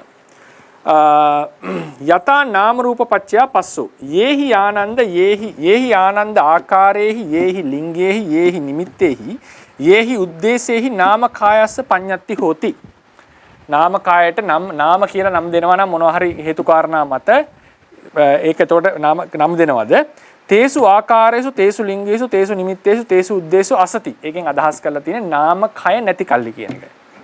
යම් කරුණු කාරණා මත මේකට නාමය කියනවා නම් ඒ කාරණා නැති කල්ලි කියලා කියන්නේ නාමය නැති කල්ලි කියන එක. මත තියාගන්න. නාමය නැති කල්හි අපිනකෝ රූපකායේ අදිවචන සම්පස්සෝ පඤ්ඤායේත. ඔතන ප්‍රශ්නේ. නාමකාය නැති කල්හි දැන් ෆන්ඩමෙන්ටල් එක තමයි නාමය නිසා අදිවචනය රූපය නිසා පටිඝ සම්පස්සේ. හරිනේ? ප්‍රශ්නේ බලන්න. නාමකාය නැති කල්හි රූපකායෙහි අදිවචන සම්පස්සයක් හටගනේද කියලා. ප්‍රගන් නොහේතම් බන්තේ. හටගන්නේ නැහැ. සමහර කෙනෙක් මෙතන අර්ථකථනය කරන්න පුළුවන්. රූපකයෙහි පටිඝ සම්පස්සේ හටගන්නේ නැහැ කියලා කිව්වේ රූපකයෙහි තමයි නැත්නම් රූපයේ තමයි පටිඝ සම්පස්සේ හටගන්නේ. ඒක නාමකය නැති කල්ලි හටගන්නේ නැහැ කියලා අර්ථ ගන්න පුළුවන් කෙනෙක්ට. හරිනේ? ඒක අර්ථ ගන්නත් පුළුවන්. නමුත් මෙතන අර්ථගත යුත්තේ මෙහෙමයි. මේක අහලා තියෙන්නේ මේ විදිහට. ජම්බු ගහයි අඹ ගහයි තියෙනවා. ජම්බු ගහේ ජම්බු අඹ ගහේ අඹ. බුදුරජාණන්සේ අහන්නේ ජම්බු ගහ නැති කල්ලි අඹ ගහේ ජම්බු පහල වෙන්න පුළුවන් දෙයක් නේද? නොහේතම් මන්ද නැහැනේ. ජම්බු ගහයි අඹ ගහයි තියෙනවා. බුදුරජාණන් කියනවා ජම්බු ගහ නැති කල් ජම්බු ගහේ ජම්බු පහල වෙනවා අඹ ගහේ අඹ පහල වෙනවා. මහණෙනි ආනන්දේ ජම්බු ගහ නැති කල්හි අඹ ගහේ ජම්බු පහල වේද? බැහැනේ. එතන ප්‍රශ්නේ අහලා තියෙන්නේ මෙහෙම එකක්. නාමකය නැති කල්හි නාම ධර්ම නැති කල්හි රූපකයෙහි රූපේහි අදිවචන සම්පස්සේ හටගනේද? බෑ. රූපේ තිබුණා කියලා හරියන්නේ නැහැ. නාමයක් තිබිය යුතුයි. මොකද හේතුව මේ ඇත්ත කතාව බැලුවම නාම රූප දෙකම බොහෝ වෙලාවලට ඔය අරූප භවයේ වගේ එකක් අතහැරියම අනිත් හැම වෙලාවෙම නාම රූප දෙකම මේ ස්පර්ශයට අවශ්‍යයි. නාම රූප දෙකම ස්පර්ශයට අවශ්‍යයි. ඇත්ත කතාව. එතකොට බුදුරජාණන් වහන්සේ ප්‍රශ්න කරන්නේ නාමකය නැති කල්හි රූපකයෙහි පමණක් අදිවචන සම්පස්සේ පටගනිද. ඒක තමයි බේසික් ෆන්ඩමෙන්ටල් එක. නමුත් මෙතන අපි තේරුම් ගන්න ඕනේ නාමකය නිසා අදිවචන සම්පස්සේ රූපකය නිසා පටිඝ සම්පස්සේ. ඒතර බුදුරජාණන් වහන්සේ අහන්නේ නාමකය නැති කල්ලි රූපකය තිබුණා කියලා අදිවචන සම්පස්සයක් පහළ වෙන්නේ නැහැ. රූපකය නැති කල්ලි නාමකය තිබුණා කියලා පටිඝ සම්පස්සයක් පහළ වෙන්නේ. ඒක වෙන්නේ නැහැ. හරිනේ. ඒ නිසා මේක සමහර කෙනෙක් හිතන්න පුළුවන් ඒ ප්‍රශ්නේ අහලා තියෙන ක්‍රමයට මේ රූපකයෙහි අදිවචන සම්පස්සයත් නාමකයෙහි පටිඝ සම්පස්සයත් කියලා. ඒක තේරවාද නාය ක්‍රමයට විරුද්ධ විනිර්වචනයක්. ඒ එහෙම අර්ථ ගන්නට පුළුවන් බැලුවට මම නැහැ කියන්නේ. මම අර්ථයක් ගන්නට පුළුවන්. මොකද ඒ අර්ථ ගන්න තියෙන්නේ. ඒතකොට ඒ විදිහට ගත්තොත් එහෙම නාම රූප දෙක තියෙන නාමයත් ඕනේ අදිවචන සම්පස්සේට. හැබැයි ඒක රූපකයේ හටගන්නේ. ඒ නිසා තමයි බුදුරජාණන්සේ හැව්වේ නාමේ නැති කල්ලි රූපකයේ අදිවචන සම්පස්සේ හටගන්නේ. ඒ කියන්නේ රූපකයේ අදිවචන සම්පස්සේ හටගත යුතුයි. නාමේ නැති කල්ලි ඒක වෙන්නේ නැහැ. හරිනේ? රූපේ නැති කල්ලි නාමකයේ අදිවචන සම්පස්සේ හටගනීද කියලා හුවම නාමයේ තමයි අදිවචන සම්පස්සේ හටගන්නේ. රූපේ නැති කල්ලි ඒක වෙන්නේ නැහැ කියලා තර්කයක් ගේන්න පුළුවන්. නමුත් තේරවාද නිර්වචන එහෙම ගන්න නෙමෙයි. තේරවාදයේදී පැහැදිලිවම කියන අටුවාව නාමකය නිසා අදිවචන සම්පස්සේ රූපකය නිසා පටිඝ සම්පස්සය නාමකය නැති කල්ලි රූපකය තිබුණා කියලා අදිවචන සම්පස්සේ හටගන්නේ නැහැ. හේතුව මොකද්ද? අදිවචන සම්පස්සේට අත්‍යවශ්‍යම සාධකය රූපකය නෙවෙයි නාමකය. රූපකය නැති කල්ලි නාමකය තියෙනකොට තිබුණා කියලා පටිඝ සම්පස්සේ හටගන්නට බෑ. මොකද පටිඝ සම්පස්සේට අත්‍යවශ්‍යම කාරණාව රූපකය. ඒ නිසා ඉස්සලා අපි තේරුම් ගන්න ඕනේ ෆන්ඩමෙන්ටල් එක තමයි පටිඝ සම්පස්සේ කියන්නේ පංචද්වාරික සම්පස්සය, අදිවචන සම්පස්සේ කියන්නේ මනෝද්වාරික සම්පස්සය. ඒක තමයි පළවෙනිම නිර්වචනය. ඊට පස්සේ බලමු නාමකයෙහි අදිවචන සම්පස්සේ කියලා අර්ථකථනය කරලා තියෙන මොකද්ද? අටුවාවල දක්වලා තියෙනවා නාම ධර්ම නාමස්කන්ධ හතරක් තියෙනවා. වේදනා සංඥා සංස්කාර විඥාන. ස්පර්ශ චෛසිකය අතහැරියම සංස්කාර ස්කන්ධයේ චෛසික 49ක් තියෙනවානේ. ඒ සියල්ලම ඇසුරු කරගෙන තමයි ස්පර්ශය හටගන්නේ. ඒ සියල්ල ඇසුරු කරගෙන ස්පර්ශය හටගන්නවා. ඒ සියල්ල අපි විස්තර කරනවා වස්තු කරගෙන හටගන්න. ඒකත් වැදගත් වචනයක්. Tamanගේ නිශ්චය වස්තු කරගෙන හටගන්නවා කියලා කියන්නේ. වස්තු කරනවා කියන සාමාන්‍යයෙන් අපි කියන්නේ රූපයක් නාමයේ රූපේ වස්තු කරගන්නවා කියන්නේ. මෙතන නාම වස්තු කර ගැනීමක් ගැන කියනවා. නමුත් ඒ කියනවා මේ නිශ්චය ධර්ම ටික ගැන මේ කියන්නේ. ඒක තව වචනයක්. තව විදිහකට කියනවා නාම ධර්ම වස්තු කරගෙන හටගන්නවා. එතන පොඩි විමසිය යුතු තැනක් තියෙනවා. මොකද මේ පටිච්චසමුප්පාද දේශනාවන්නේ පටිච්චසමුප්පාද දේශනාවේදී විඥානපච්චය නාම රූපං. නාම රූප කියන තැන අපි සාමාන්‍යයෙන් ගන්න විඥානයේ හැර නාමස්කන්ධ තුන. විඥානයේ හැර නාමස්කන්ධ තුන. එතකොට මෙතන පස්සපච්චය නාම රූපං කියන තැන අටුවාවේ නාමස්කන්ධ හතරම අරන් තියෙනවා. ඒ හතරම අරන් තියෙනවා. නමුත් ඒක විමසිය යුතු තැනක්. මම ඉඳලා ප්‍රශ්නාර්ථයක් එක දාලා ඇති. ඒ පරිවර්තනය දෙනකොට, විස්තරය දෙනකොට ඒ නිසා ඒක විමසන්නට ඕනේ. මෙතන ගන්නට ඕනේ නාමකය කියලා ගත්තේ වේදනා සංඥා සංස්කාර විඥාන කියන ස්කන්ධ හතර ඇසුරු කරගෙන මනෝද්වාරිකව සම්පස්සයක් හට ගන්නවා. ඒකට රූප ඝට්ටනයක් අවශ්‍ය වන්නේ නැහැ. රූප ඝට්ටනය ආධ්‍යාත්මික බාහිර ආයතන ඝට්ටනය වුණාට පස්සේ පටිඝ සම්පස්සේ හට ගන්නවා. ඒතකොට කෙනෙක් ප්‍රශ්න දෙකක් අහන්නට පුළුවන්. ප්‍රශ්න දෙකක් අහන්න පුළුවන්. පටිඝ සම්පස්සය සිද්ධ වෙනකොට පටිඝ සම්පස්සය කියන්නේ බාහිර ආයතන අභ්‍යන්තර ආයතනක පහළ වෙලා පටිඝ සම්පස්සේ හට ගන්නකොටත් නාමකයේ දායකත්වයක් තියෙනවනේ. මොකද විඥානයේ පහළ වුණ නැත්නම් ස්පර්ශය පහළවන්නේ නැහැ. වේදනා ආදී පහළ වුණ නැත්නම් ස්පර්ශය පහළවන්නේ නැහැ. ඒතොර ඒ නිසා මේ නාමකය මොකද්ද පටිඝ සම්පස්සේටත් නාම ධර්මවල දායකත්වයක් නැතිද කියලා කෙනෙක් අහන්නට පුළුවන්. නාම ධර්මවල දායකත්වයක් තියෙනවා. නමුත් අපි මේක මෙතනදී ගණනය කරන්නේ නැහැ. අපි කෙලින්ම කියන්නේ නාම ධර්ම වලින් ස්පර්ශය හට ගන්නවා කියලා. ඒක මේ ණය ක්‍රමයේදී ඒක අපි ඉවත් කරගන්නවා. ඊට පස්සේ පටිඝ සම්පස්සය හට ගන්නකොට ඒකට නාම ධර්ම අවශ්‍යයි. නමුත් අපි ඒක ගණන් කරන්නේ නැහැ. අදිවචන සම්පස්සේ වань පංචවෝකාරයේදී පංචවෝකාරයේදී අදිවචන සම්පස්සේ රූපයක් අවශ්‍ය නැද්ද? අත්‍යවශ්‍යයි. මොකද්ද? වස්තු රූපය.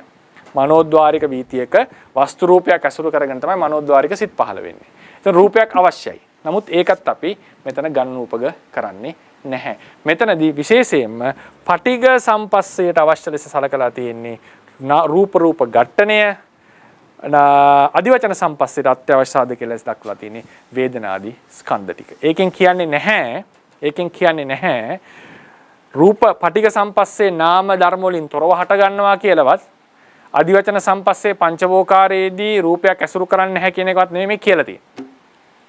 මේ එක්තරා දේශනා කරන ක්‍රමයක්. පටිඝ සම්පස්සේ විශේෂතම කාරණාව තමයි රූප දෙක ඝට්ටණය වීම. අදිවචන සම්පස්සයට එහෙම එකක් නෑ. තමන් ඇසුරු කරන නාම ධර්ම වැදගත් වෙන්නේ හේතුවකුත් කියන්න පුළුවන්. අරූප ලෝකේ රූපයකින් තොරව මේකට පහළ වෙන්න පුළුවන්. ඒ නිසා තමන් ඇසුරු කරන නාම ධර්ම තමයි ප්‍රධානම සාධකයේ අදිවචන සම්පස්සයට. ඒ නිසා නාම ධර්ම අදිවචන සම්පස්සයට නාම ධර්ම ප්‍රත්‍ය වෙනවා නිශ්චය ආදී ප්‍රත්‍ය වලින්. පටික සම්පස්සයට රූපේ ප්‍රත්‍ය වෙනවා පුරේ ජාත ආදී ප්‍රත්‍ය වලින් මේ ඝට්ටණය සිද්ධ වීම නිසා.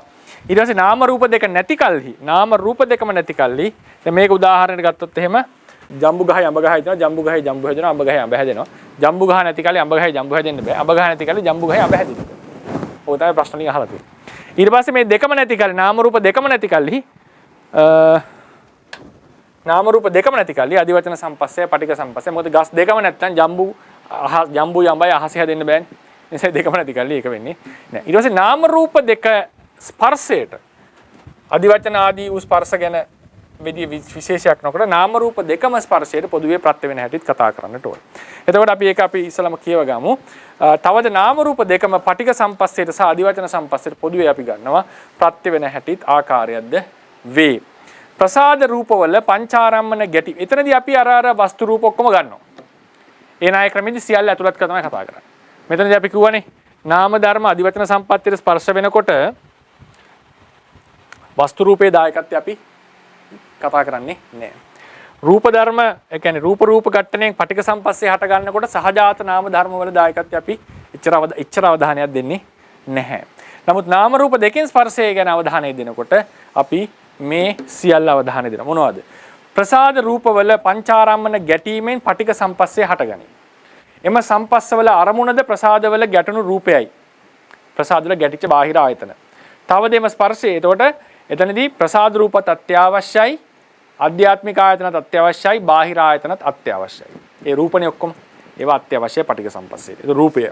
තවදෙම ස්පර්ශය හටගන්නේ වේදනා සංඥා සංස්කාර ස්පර්ශය හැර සහ විඥාන යන සොකීය සහජාත නිශ්චේ නාමස්කන්ධ වස්තු කරගෙන ඒකත් අත්‍යවශ්‍යයි. හරිනේ? එතකොට ඒක මම නිකන් ඇදලා පෙන්නමු. සමහර කෙනෙක්ට පැටලෙන්න පුළුවන්. මේ චක්කුව මේ රූපය මේ දෙක ගැටුණා. එතකොට මේ දෙක අත්‍යවශ්‍ය සාධකයක්. මේක ආධ්‍යාත්මික ආයතන. මේක බාහිර ආයතන.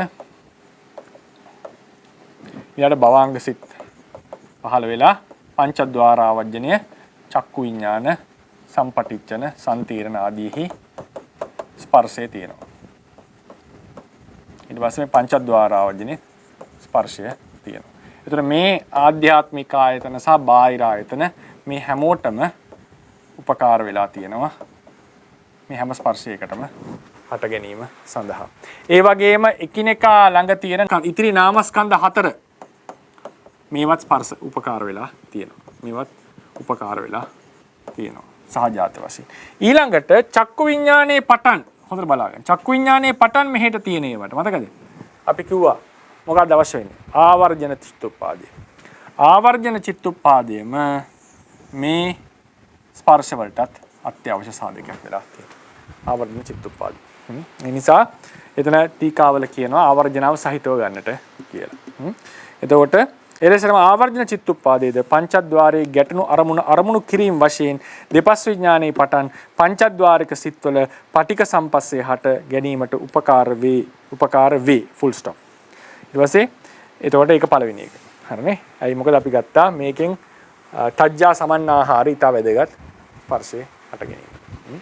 එස අනන්තර ආදී ප්‍රත්‍යයත් එතන ගන්නට පුළුවන් අපිට අනන්තර වශයෙන් උත්පත් වෙලා අනන්තර සමානතර ආදී ප්‍රත්‍යයක් තියෙනවා එතන. අදිවචන සම්පස්සේ හටගන්නේ. දැන් අදිවචන සම්පස්සේ ගත්තම මේ වගේ ඝට්ටනයක් අවශ්‍ය වෙන්නේ නැහැ. අදිවචන සම්පස්සේ. ඒතර මනෝද්වාරයේ ඒ කියන්නේ භවාංග සිත් වලට මොන හරි ආරමුණක් ආපాతගත වෙනවා. ආරමුණක් ආපాతගත වෙලා. මේ ඝට්ටනයක් ඒක භෞතික ඝට්ටනයක් නෙවෙයි. ඒ ආපాతගත වෙන මනෝද්වාරද සිතක් පහළලා ජවන සිත් පහළ වෙනවා.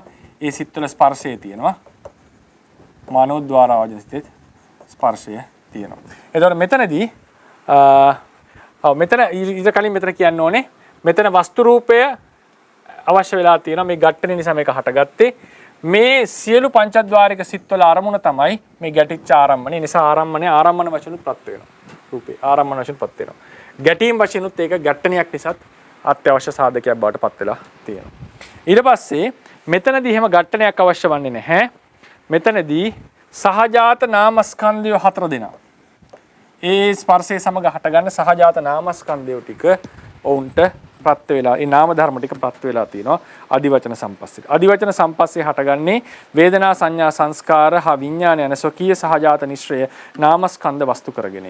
තවරද ආවර්ජන චිත්තුප්පාදේ ద్వාරයේ ගැටණු අරමුණු කිරීම වශයෙන් ජවන සිත්වල පටන් ඉතිරි මනෝද්වාරික සිත්වල අදිවචන සම්පස්සේ හට ගැනීමට උපකාර වේ. ඒ නිසා මේ ධර්මයත් ඉතිරි සම්පස්ස වලට උපකාර වෙලා තියෙනවා ආවර්ජනයේ ලෙස. ඊට පස්සේ මනෝද්වාරික සිත් රූපයක් අරමුණු කරන කල්හි ඒකමද කියන්නේ. රූපයක් නම් අරමුණු කරේ මේ සිත්.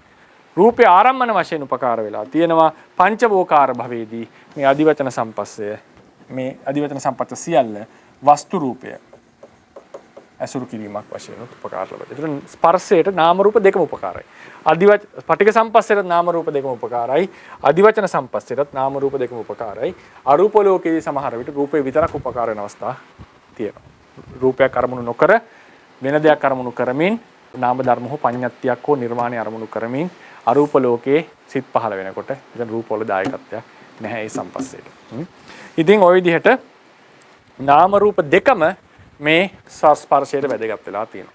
ඒ නිසා පටිච්චසමුප්පාදයේදී බුදුරජාණන් වහන්සේ මහා නිදාන සූත්‍රයේදී බුදුරජාණන් වහන්සේ නාම රූප පත්‍ය පස්සෝ කියලත් නිර්වචනය දීලා තියෙනවා. නාම රූප පත්‍ය පස්සෝ.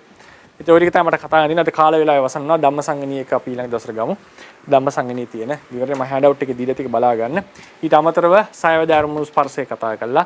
මෙතෙක්කල් කතා කරපු ස්පර්ශ කරුණු සියල්ලම කැටි කරලා අර විඤ්ඤාණයට කළා වගේ කොහොමද ස්පර්ශය ගැන එකපාර බලන්නට පුළුවන් කෝණ ටිකම දීලා ඊළඟ සඳුදා වෙනකොට ස්පර්ශයේ මාතෘකාව අවසන් කරලා වේදනාව කියන ඊළඟ මාතෘකාවට පිවිසෙනවා. ඒකත් ටිකක් දීර්ඝ මාතෘකාවක්, රසවත් මාතෘකාවක්, කරුණු කාරණා රාශියක් කතා කරන්නට තියෙන්නේ. ඉතින් ඒ නිසා අද දවසේදී අපි කතා කර මාතෘකා ටික අපි කෙටියෙන් අරගමු, විමසගමු. ස්පර්ශය භෞතික ස්පර්ශයක් නෙවෙයි, මේක අරූපී ස්පර්ශයක් කියන එක අපි විස්තර කරා. ඊළඟට දෙවද නාම රූප දෙකම ස්පර්ශයට උපකාර වෙනවා. ඒ කියන්නේ ස්පර්ශය ගත්තම මොනවද අර පරික්කත ආරම්මණය බාහිර රූපය ආපතගත වෙච්ච ආවර්ජණයෙන් අරමුණු කරපු බාහිර රූපය ආසන්න කාරණා වෙනවා වගේම සලායතනයේම ස්පර්ශයට ආසන්න කාරණාව ලෙස පරිසම්පද දක්වලා තියෙනවා. මහා නිදාන සූත්‍රයේදී නාම රූප දෙකම ස්පර්ශය ආසන්න කාරණාව ලෙස දක්වලා තියෙනවා. ඒක තේරුම් ගන්නේ කොහොමද දෙවදෑරුම් ස්පර්ශය හරහා කියලා අපි කතා කරා. පටික සම්පස්සේ සහ අදිවචන සම්පස්සේ පිළිබඳ තියෙන තේරවාදී නොවන මතයත් ඒක තියෙනට හේතුවත් ඒකේ තේරවාදී අර්ථකථනය මොකක්ද කියන එකත් කතා කරා සහ නාම රූප දෙක මේ සම්පස්සයට කොහොමද ප්‍රත්‍ය වෙන්නේ කියන එකත් අපි යම් ක්‍රමයකට ගොඩාක් ඒක සරල කරන්න බැරුණා මම ගොඩාක් ටෙක්නිකලි කතා කරේ අදහසකුත් යම් අදහසක් ගත්තා. ඉතින් මේ හැම එකකින්ම අද අපි කතා කරේ ස්පර්ශයේ භෞතික ස්පර්ශයක් නෙවෙයි ඒක අරූපී ස්පර්ශයක්. ඒක තේරුම් ගන්න උත්සාහවත් වෙන්න. ඒ වගේම ස්පර්ශයේ හේතු කාරණා වෙච්ච සලායතන නාම රූප පිළිබඳවත් දෙවදාරුම් ස්පර්ශය පිළිබඳවත් යම් විග්‍රහයක් කරා. ඊළඟ දවසේ පස්සෝ පුසනා සම්පුසනා සම්පුසිත තත්තං කියන වචන තුන මොන වගේ විග්‍රහ තුනක්ද කියන එක අපි කතා කරලා සයවදාරුම් චක්කු සම්පස්ස සෝත සම්පස්ස ආදී ස්පර්ශක සයවදාරුම් ස්පර්ශ ගැන කෙටි හැඳින්වීමක් කරලා මෙතෙක් කල් කතා කරපු ස්පර්ශය සම්බන්ධයෙන් කතා කරපු සියලු තොරතුරු එක තැනකට අරගෙන දේශනාව අපි අවසන් කරනවා. එහෙනම් අද දවස් මාතෘකාව අවසන් කරනවා. ප්‍රශ්න අහන්නට අවස්ථාව ලබා දෙන්න.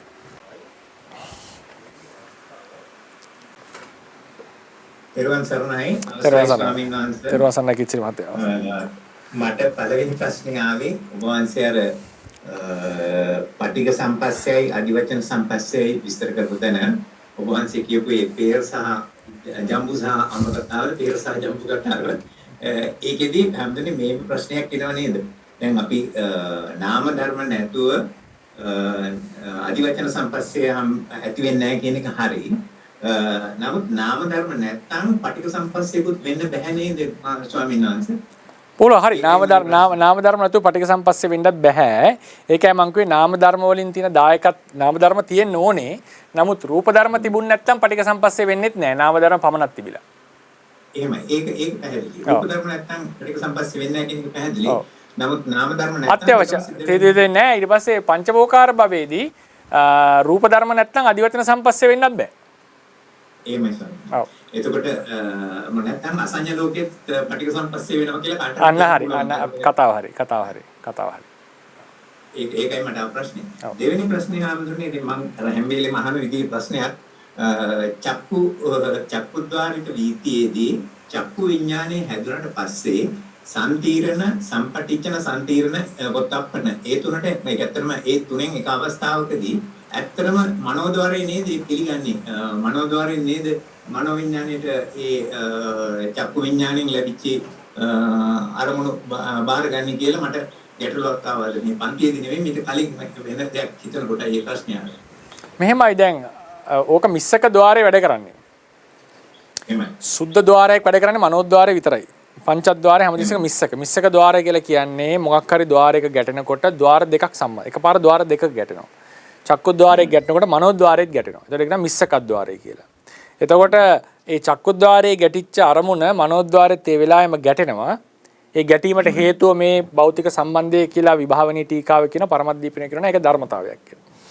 ඉතින් කෙසේ වෙතත් මේ ගැටීම සිද්ධ වුණාට පස්සේ මේ මනෝද්වාරයේ හැපිච්ච මනෝද්වාරයේ වෙච්ච ඝට්ටණය තමයි සැබවින්ම භවාංග චලනය සිද්ධ කරන්නේ. මනෝද්වාරයේ වෙච්ච ඝට්ටණය නිසා තමයි ආපాతගත වීම නිසා භවාංග චලන භවාංග උපච්ඡේද වෙලා පංචද්වාරාවජ්ජනය අවදි වීම සිද්ධ වෙන්නේ. හරිනේ? එතකොට චක්කු විඥානයේ කෙලින්ම මේකේ ගැටිච්ච එක අරගන්නවා. ඉතින් ඊට පස්සේ ඒ දැකපු රූපය අනුසාරයෙන් තමයි මේක ගන්නෙ. මේ සම්පටිච්ඡන සම්තිරණ ටික ගන්නෙ. ඉතින් මනෝද්වාරේ නොගැටුණා නම් භවාංග චලනයක් වෙන්නේ නැහැ. භවාංග උපච්ඡේදයක් වෙන්නේ නැහැ. කිසිදු චිත්තයිසික ධර්මයක් හටගන්නේ නැහැ. ඉතින් මේ ద్వාර දෙකම උපකාර වෙලා තියෙනවා මේ ගමන යන්න. මේ දෙකම උපකාරලා තියෙනවා. දැන් ඔබතුමාගේ ප්‍රශ්නේ අහන්නේ චක්කු විඥාණයෙන් ගත්තේ චක්කුද්්වාරයේ තියෙන ආරම්මණය මනෝද්වාරයේ හැපිච්ච එකද ඉතිරි සිත් වලින් ගන්න කියලා ඇහුවොත් ඒක ගොඩක් ඕනනම් සාධාරණයි පංචද්වාරය ගැන කිව්වන්. පංචද්වාර ආවර්ජන සිත ගැන කිව්වනම් ඔන්න යමක් ඒක ගැන කියන්නත් පුළුවන්. නමුත් අපි සාමාන්‍යයෙන් කියන්නේ චක්කුද්්වාරයේ හැපිච්ච අරමුණ තමයි ගන්න කියලා. මොකද මේ වෙලාවේදී සම්පටිච්ඡන සම්තිර්ණ සිත් වලින් ගන්නෙත් අරකින් ගත්ත අරමුණ. ඒ නිසා තමයි යාට ක්ලියර් පේන්නේ. යාට වැටහීමක් එන්නේ. ජවන සිත් වලින් ඇලෙන්න පුළුවන් වෙන්නේ. ඉතින් ඒ නිසා ඒක මනෝද්වාරයේ හැපිච්ච අරමුණ ගන්නවා කියන්න සුදුසු නැහැ. චක්කු විඥාණයෙන් ගත්ත අරමුණ තමයි අරගන්නේ කියලා කියන්නේ. චක්කු විඥාණයෙන් ගත්ත. තමයි හම්දනේ මම අදහස් කළේ එහෙම තමයි. චක්කු විඥාන චිත්තෝත්පාදයේ ධර්මතාවයක් හැටියට මනෝ ద్వාරයට අරමුණු වෙනවද කියන එක තමයි මට පැහැදිලි කරගන්න අවශ්‍යයි. දැන් චක්කු විඥානයක් ඉපදුනා. ඒ ඉපදිච්ච චක්කු විඥානේ ඒ චිත්තෝත්පාදයේම ඒ චෛතසික ධර්මත් එක්ක ඒ මුළු චිත්තෝත්පාදයේම ඊට පස්සේ මනෝද්වාරයට ධර්ම ධාතුවක් හැටියට අරමුණු වෙනවා. ඒ වීතියෙමද? එහෙමයි. නෑ බෑනේ ඉතින් මනෝද්වාරයේ භවාංගිත නිරුද්ධ වෙලා නේද? හම්දනේ අර මිස්සක වුණාම එතකොට දෙකම ඇරිලා නම් මිස්සක ඇරිලා වුණාට භවාංග සිත් ඉවර වෙලා නේද? ආය ආපాతගත වීමක් භවාංග පතනයක් නෑ ඒක හරි. ඔව්. කොහොමනත් අර සම්පටිච්ඡන සම්තිරණ ඊට පස්සේ ජවන පවා ඒවා කොහොම මනෝද්වාරයේ දිවෙන සිත් නෑ මනෝද්වාරය කියලා ගන්න ඒවට ගන්න චක්කුද්්වාරික සිත් කියලා. චක්කුද්්වාරික සිත්. මොකද චක්කුද්්වාරය තමයි එතන මූලික වෙන්නේ. මනෝද්වාරයට සම්බන්ධ වුණා. මොකද චක්කුද්්වාරයෙන් විතරක් ඒක වෙන්න බැරි හින්දා මනෝද්වාරයට සම්බන්ධතාවයක් ඇති වෙනවා. මෙහෙමයි දැන් ద్వාරයේ ආපాతගත වීමට වඩා ප්‍රබලයි අරමුණ ගැනීම. ආපాతගත වීම කියන එක දුර්වල දෙයක් නේ. අරමුණ ගැනීමනේ ප්‍රබල වෙන්නේ. ඒතර අරමුණ ගන්නකොට ద్వාරයේ ආපాతගත වෙලා කියලා අපිට කියන්න පුළුවන්. ඒක අනිවාර්යෙන් වෙන්න එපා. අරමුණක් ගත්ත කියන්නේ ద్వාරයේ ආපాతගත වෙලා. ඉතින් ద్వාරයේ ඒ වෙලාවේ චක්කු විඥාණයෙන් ගත්ත අරමුණ මනෝද්වාරයෙන් අරගත්තා කියලා අපි සාමාන්‍යයෙන් එහෙම කියන්නේ. එහෙම කියන්නේ ගියොත් එහෙම ඒක මේ ద్వාර දෙක මිශ්‍ර වෙනවනේ ඊට පස්සේ. එතකොට මනෝද්වාරයේ පැවතිය චක්කුද්්වාරික වීතියක කියලා අපිට කියන්න වෙනවා. මොකද භවාංග හිත මනෝද්වාරය ඒ වෙලාව මනෝද්වාරය භවාංග හිත මනෝද්වාරය නමුත් හටගන්න වීතිය චක්කුද්්වාරය. ඒකට මනෝද්වාරික කියලා කියන්න පුළුවන් මනෝද්වාරයෙන් හටගත්ත නිසා වරදක් නැහැ. නමුත් අර ඔබතුමා කියන විදිහට ඒක නැවත ආපాతගත වුණා කියන්න අපිට අයිතියක් නැහැ. මොකද ආපాతගත වීමක් වෙනවා එකක් වෙන අවස්ථාවක් නෙවෙයි ඒක. ඒ ගත්ත අරමුණම නැවත ගැනීමක් තමයි සිද්ධ වෙලා තියෙන්නේ. ඒක බීති සිත් කතා කරනකොට තවක පැහැදිලි වෙලා ඒ ඒතකොට ප්‍රශ්න ටිකක් මේ තා මොඩිෆයි කරගන්න වෙයි කියලා මට හිතෙනවා. එහෙමයි ස්වාමීන් වහන්සේ. බොහොම පිං සෝපවහන්සේද වහන්සේ බලාපොරොත්තු වන්නා වූ බෝධියකින් ධර්මාවබෝධය කරගෙන හිටවා කියලා.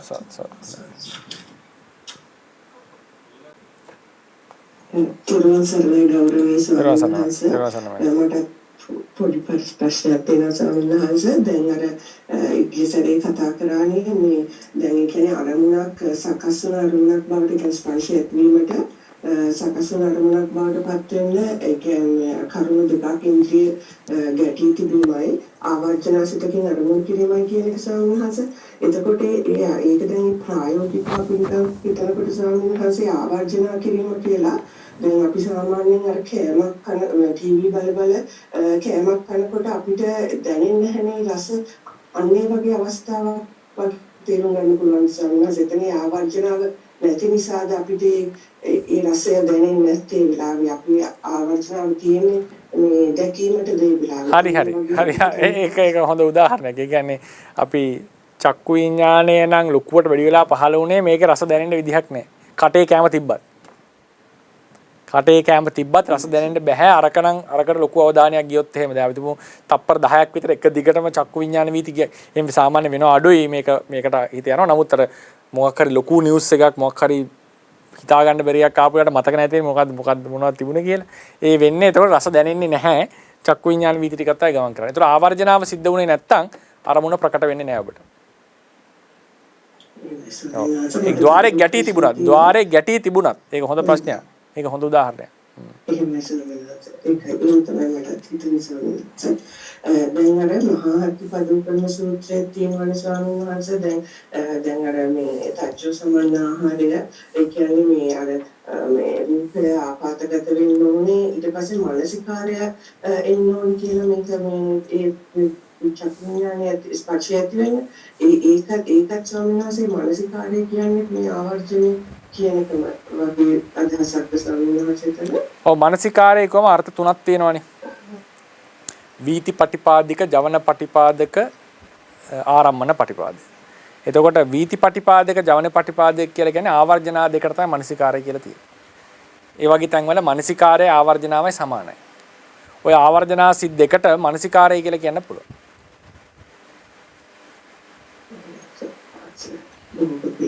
සර්වඥාන්සේට උතුම් නිර්වාණ අවබෝධය ලැබේවා ප්‍රාර්ථනා කරමි. තුරුවන් සරණයි සම්මානයි.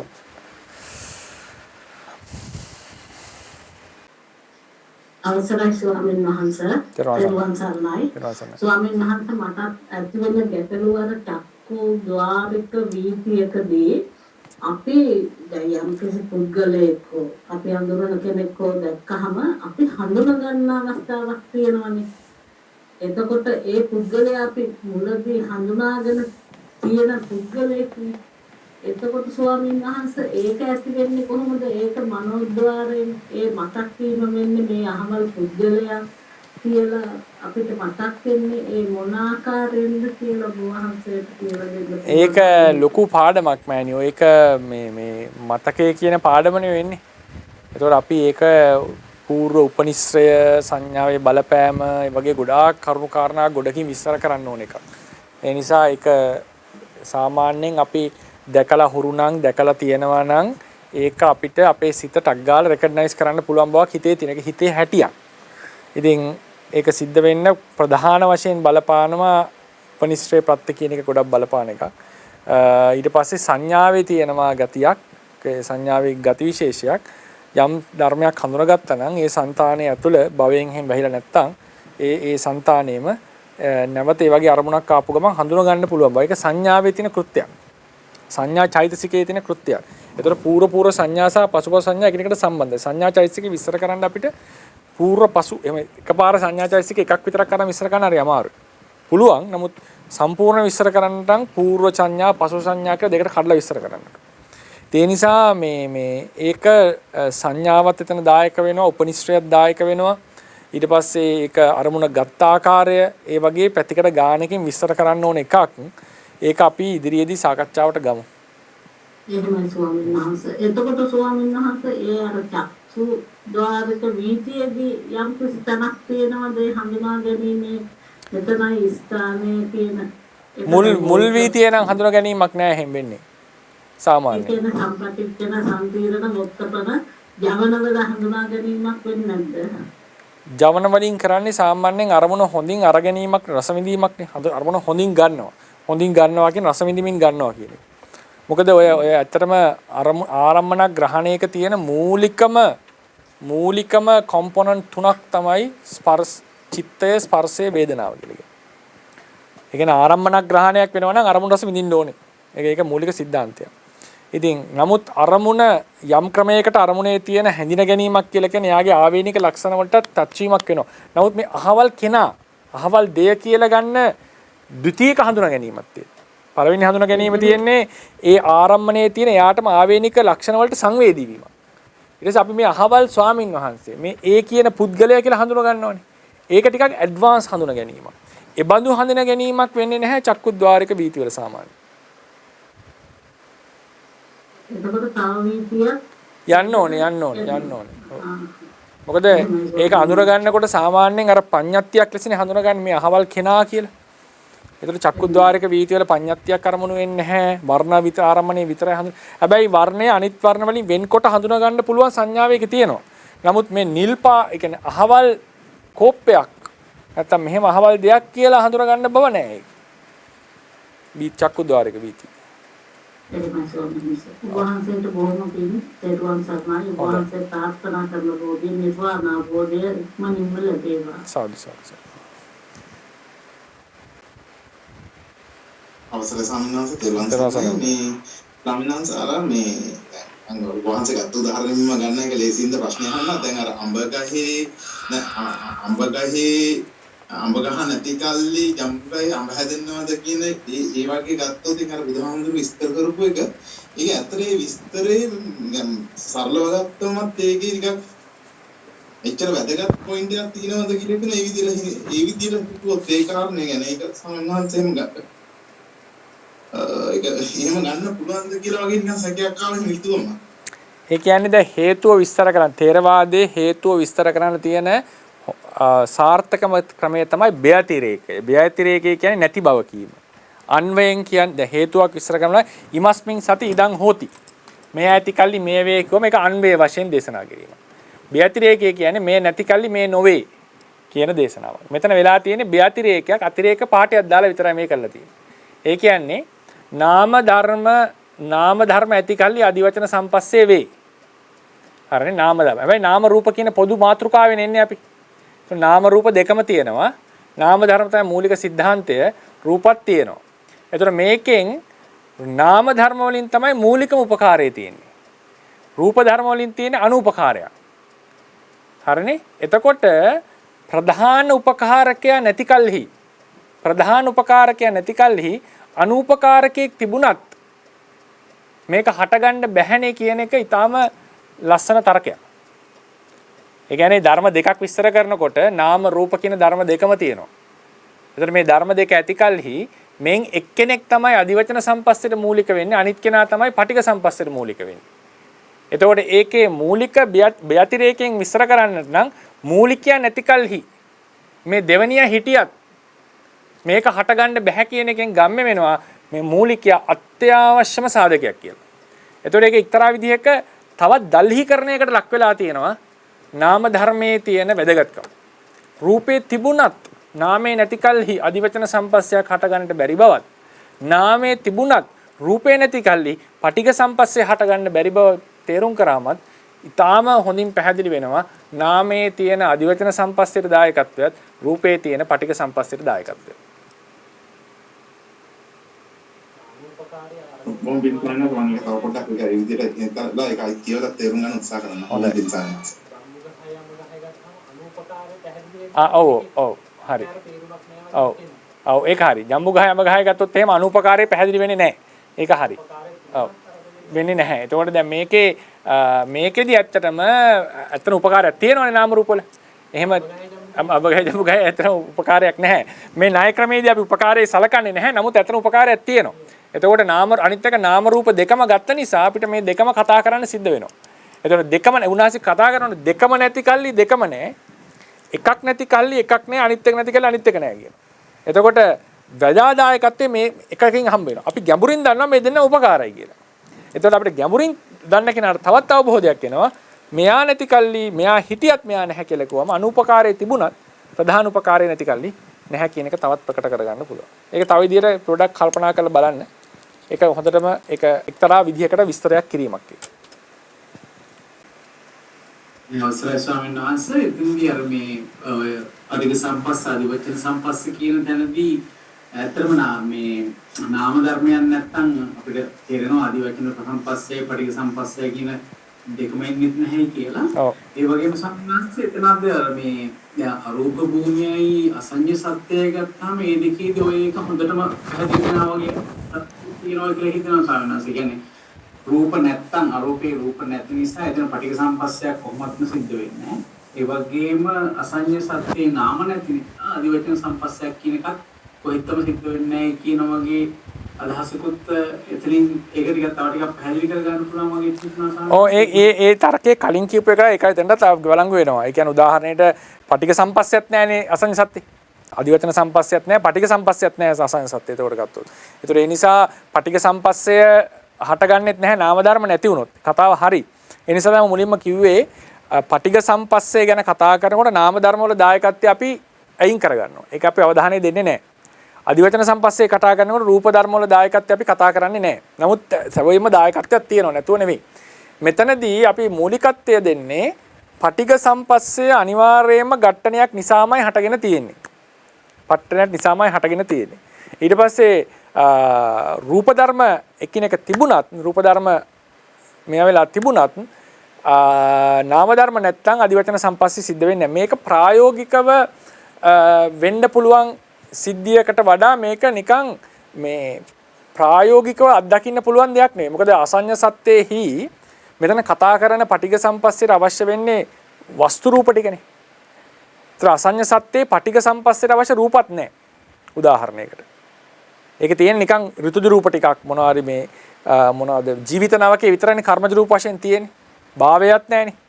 එතකොට මෙතන රූපය කියලා ගන්නකොට විශේෂයෙන් ගන්නට ඕනේ විශේෂයෙන්ම ගන්නට ඕනේ ප්‍රසාද රූප පහ සහ මේ ගෝචර රූප ටික විශේෂයෙන් ප්‍රසාද රූප ඊට අමතරව වස්තු රූපයක් ගන්න පුළුවන් හදේ වස්තුව කතා කරන නිසා.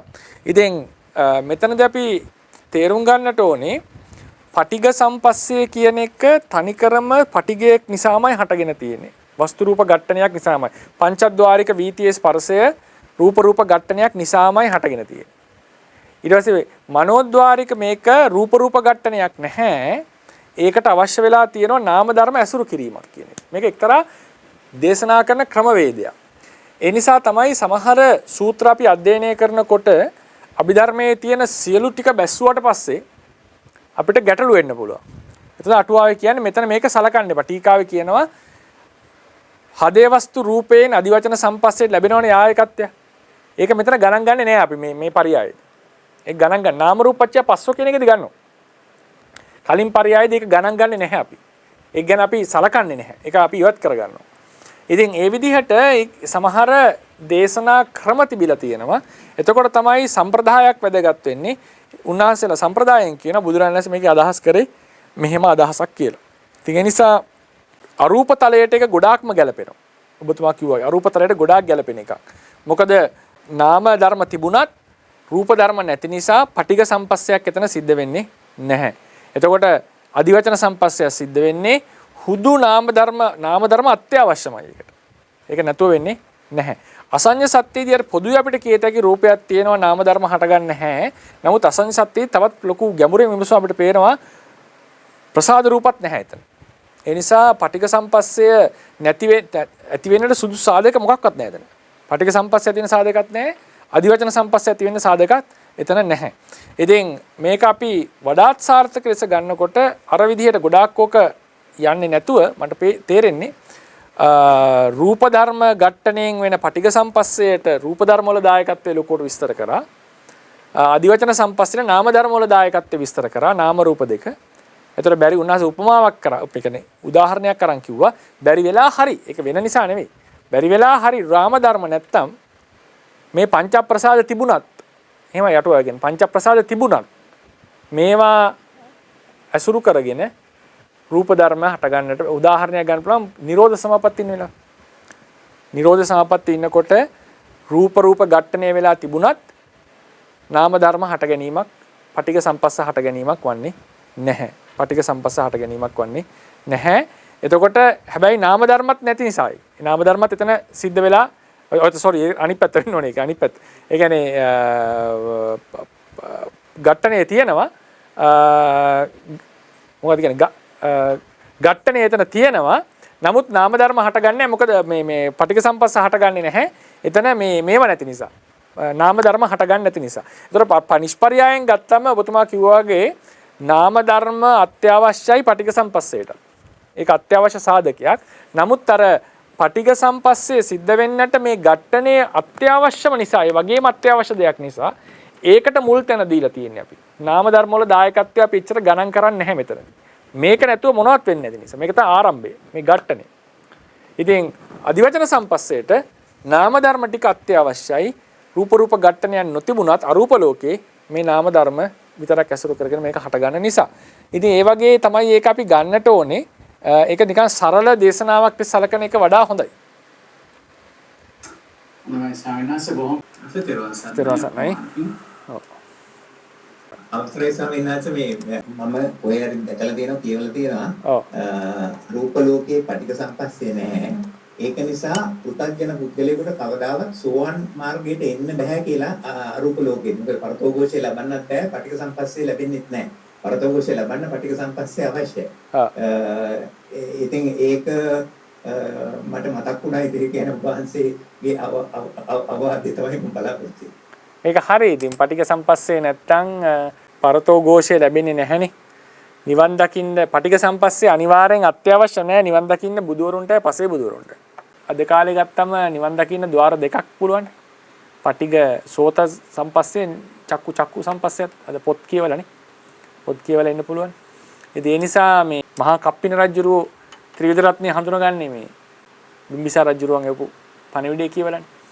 ඒ නිසා මේ කොහොම හරි ඉන්පුට් එකක් එන්න ඕනේ බාහිරින්. පෘතුග්ජනයෙක් නිවන් දකින්න ඕන නම් ශ්‍රාවක බෝධියක. බාහිරින් ඉන්පුට් එකක් එන්න ඕනේ. ඒ බාහිරින් ඉන්පුට් එක එන්න රූප ඝට්ටනයක් වෙන්නට ඕනේ. එහෙනම් පටිඝ සම්පස්සේ තිබිය යුතුමයි. පටිඝ සම්පස්සයක් තිබුණොත් තමයි අරමුණු අපිට ලැබෙන්නේ බාහිරින්. පිට කෙනෙක්ගේ. එතකොට චතුරාර්ය සත්‍ය ඊට ගැඹුරු දෙයක් නිසා ශ්‍රාවකයන්ට තනියම Taman තුළින් මේක අවබෝධ කරගන්නට ක්‍රමයක් නැහැ. ඒතර බුදුවරයෙක් හෝ බුද්ධ ශ්‍රාවකයෙක් විසින් දේශනා කරන ධර්මයක් ශ්‍රවණය වෙලා හෝ ලියපු ධර්මයක් කියවලා ඒ ඉන්පුට් එක උඩ මනෝද්වාරයේ වැඩ කරලා ඒ අනුසාරයෙන් හිතලා ඒක ලොකු උපකාරයක් මම කියනවා. ඒක මහත් දැවැන්ත උපකාරයක්. ওই ධර්ම දානයේ සබ්බ දානං ධම්ම දානං ජිනාති කියන එක හොඳට කල්පනා කරන්න. මේක නොලැබුණොත් එහෙම අපි දඟලන දැඟලිල්ල. නිවන් දකින්න සාරිපුත්‍ර ස්වාමින් වහන්සේටවත් බැහැ කියලා කියනවා. චර ප්‍රඥාධික පුද්ගලයාටත් මේක කරගන්න බෑ. ඇහුන් නැත්තම්. ඒ නිසා අර සත්‍ය අවබෝධ කරන්න පුළුවන්. පරතෝഘോഷය අත්‍යවශ්‍ය නැහැ සත්‍ය අවබෝධ කරගන්න. එහෙනම් බුදවරු පසේ බුදුරුන්ට සත්‍ය අවබෝධ කරන්න බෑ නැත්තම්. මේක අවබෝධ කරන්න පුළුවන්. නමුත් මේ ජම්ප් එකක් තියෙනවා. මේ ગેප් එකක් පුරව ගන්න තියෙනවා. ඒක පිරවෙන්නේ නැහැ සාමාන්‍ය නුවණට.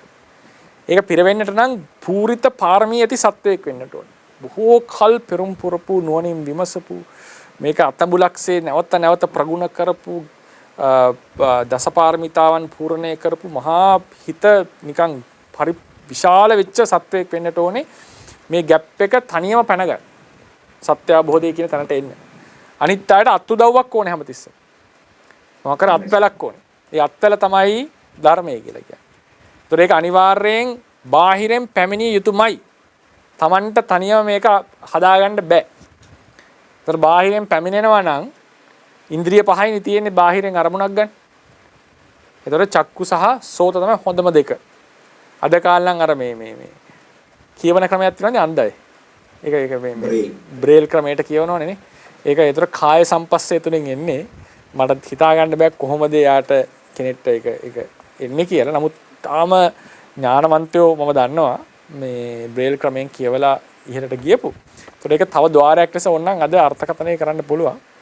ගඳ සුවඳ සහ රස කියන එකෙන් එහෙම හිතා ගන්න අමාරුයි. එහෙම පුළුවන් දන්නේ නැහැ. ඒක විමසන්න ඕනේ. නමුත් අර දෙක තමයි ප්‍රධාන. චක්කු සහ සෝත. ඉතින් චක්කු සෝත දෙක තිබුණොත් තමයි මේක ඇතුළට එන්නේ. ඒක ඇතුළට ආවොත් තමයි මේ ગેප් එක පුරව ගන්න පුළුවන් වන්නේ. ඒ නිසා අරූප ලෝකේ බුදුවරයෙක් එතන ගිහිල්ලා බණ කිව්වත් ඇහෙන්නේ නැහනේ පරතෝ මේක පේන්නේ නැහැ, ඇහෙන්නේ නැහැ, ආවද කියලා දන්නේවත් නැහැ. එතකොට මේ ඉන්පුට් එක එන්නේ නැහැ. ඉන්පුට් එක ආවේ නැත්තම් අසරණයි සත්‍යය. අසරණයි කියන්නේ මෙහෙම ලොකු ગેප් එකක් තියෙනවා. මේ ગેප් එක පැන ගන්න බැරි වෙනවා. සාරිපුත්‍ර මොග්ගල්ලාන දෙන්නත් දඹදිවම චාරිකා කරා. මොනවත් කරගන්න බැරි වුණා. කොච්චර භාවනා කරත් ඒක කරගන්න බෑ. මේ සපෝට් එක ලැබුණ නැත්තම්. ඉතින් ඒ නිසා තමයි පටිඝ සම්පස්සේ නැතිනම් ඉන්පුට් එකක් නැහැ. එහෙනම් සත්‍ය අවබෝධයක් සිද්ධ කරගන්නට බෑ. ඒකිනුත් තේරුම් ගන්න ඔය පටිඝ සම්පස්සේ හරහම සබ්බ දානං ධම්ම දානං ජිනාති කියනකොට ඒක එක එක විදිහට විස්තර කරන්න බෑ. ඒක විස්තරයක් තමයි මේ චතුරාර්ය සත්‍ය ධර්මයේ දේශනා කිරීම කියන කොච්චර ලෝක සත්‍යයට යහපත පිණිස අර්ථය පිණිස පවතිනවද කියනවනම් මේක ලැබුණොත් තමයි මේ පිම්ම පනින්නට පුළුවන්. ඉතින් ඒ නිසා ඒක පැනගත්තොත් මේ පිම්ම පැනගත්තොත් සකල සංසාර දුක්ඛයෙන් අත මිදෙන්නට පුළුවන්. ඒ සකල සංසාර දුක්ඛයෙන් අත මිදෙච්ච නමුත් ශාන්ති ලක්ෂණ ශාන්ති සංඛ්‍යාත පරම සුන්දර රමණීය නිර්වාණ ධාතුව කියන එක අධිගමනය කරන්නට දෙන අත්රුකුලක් මේක. ඒ නිසා ඒක නැති නිසා සාරිපුත් එකාසංකේය කල්පලක්ෂය පෙරම් පුරපු සත්වයටවත් ඒ කරගන්න බැරි කල්හි ඒ උපකාරය ලබා දීම කියන එක ප්‍රමාණ කර නොහැකි මහා අනර්ග කුසලයක් ශ්‍රේෂ්ඨ ක්‍රියාවක්. ඒක තුළින් ධර්ම දානයේ වටිනාකමත් අපිට තේරුම් ගන්න පුළුවන්. සාදු ස්වාමීන් වහන්සේ ඔබ වහන්සේට බොහෝ පින් නැවතවර පෙරවන් සරණයි. පෙරවන් සරණයි. අද දවසේ දේශනාව අවසන් කරනවා. ස්පර්ශය සම්බන්ධයෙන් අපි මාතෘකා කීපයක් කතා කරන්නට යෙදුණා. සඳුදා අපි ස්පර්ශය කියන මාතෘකාව අවසන් කරන්න බලාපොරොත්තු වෙනවා.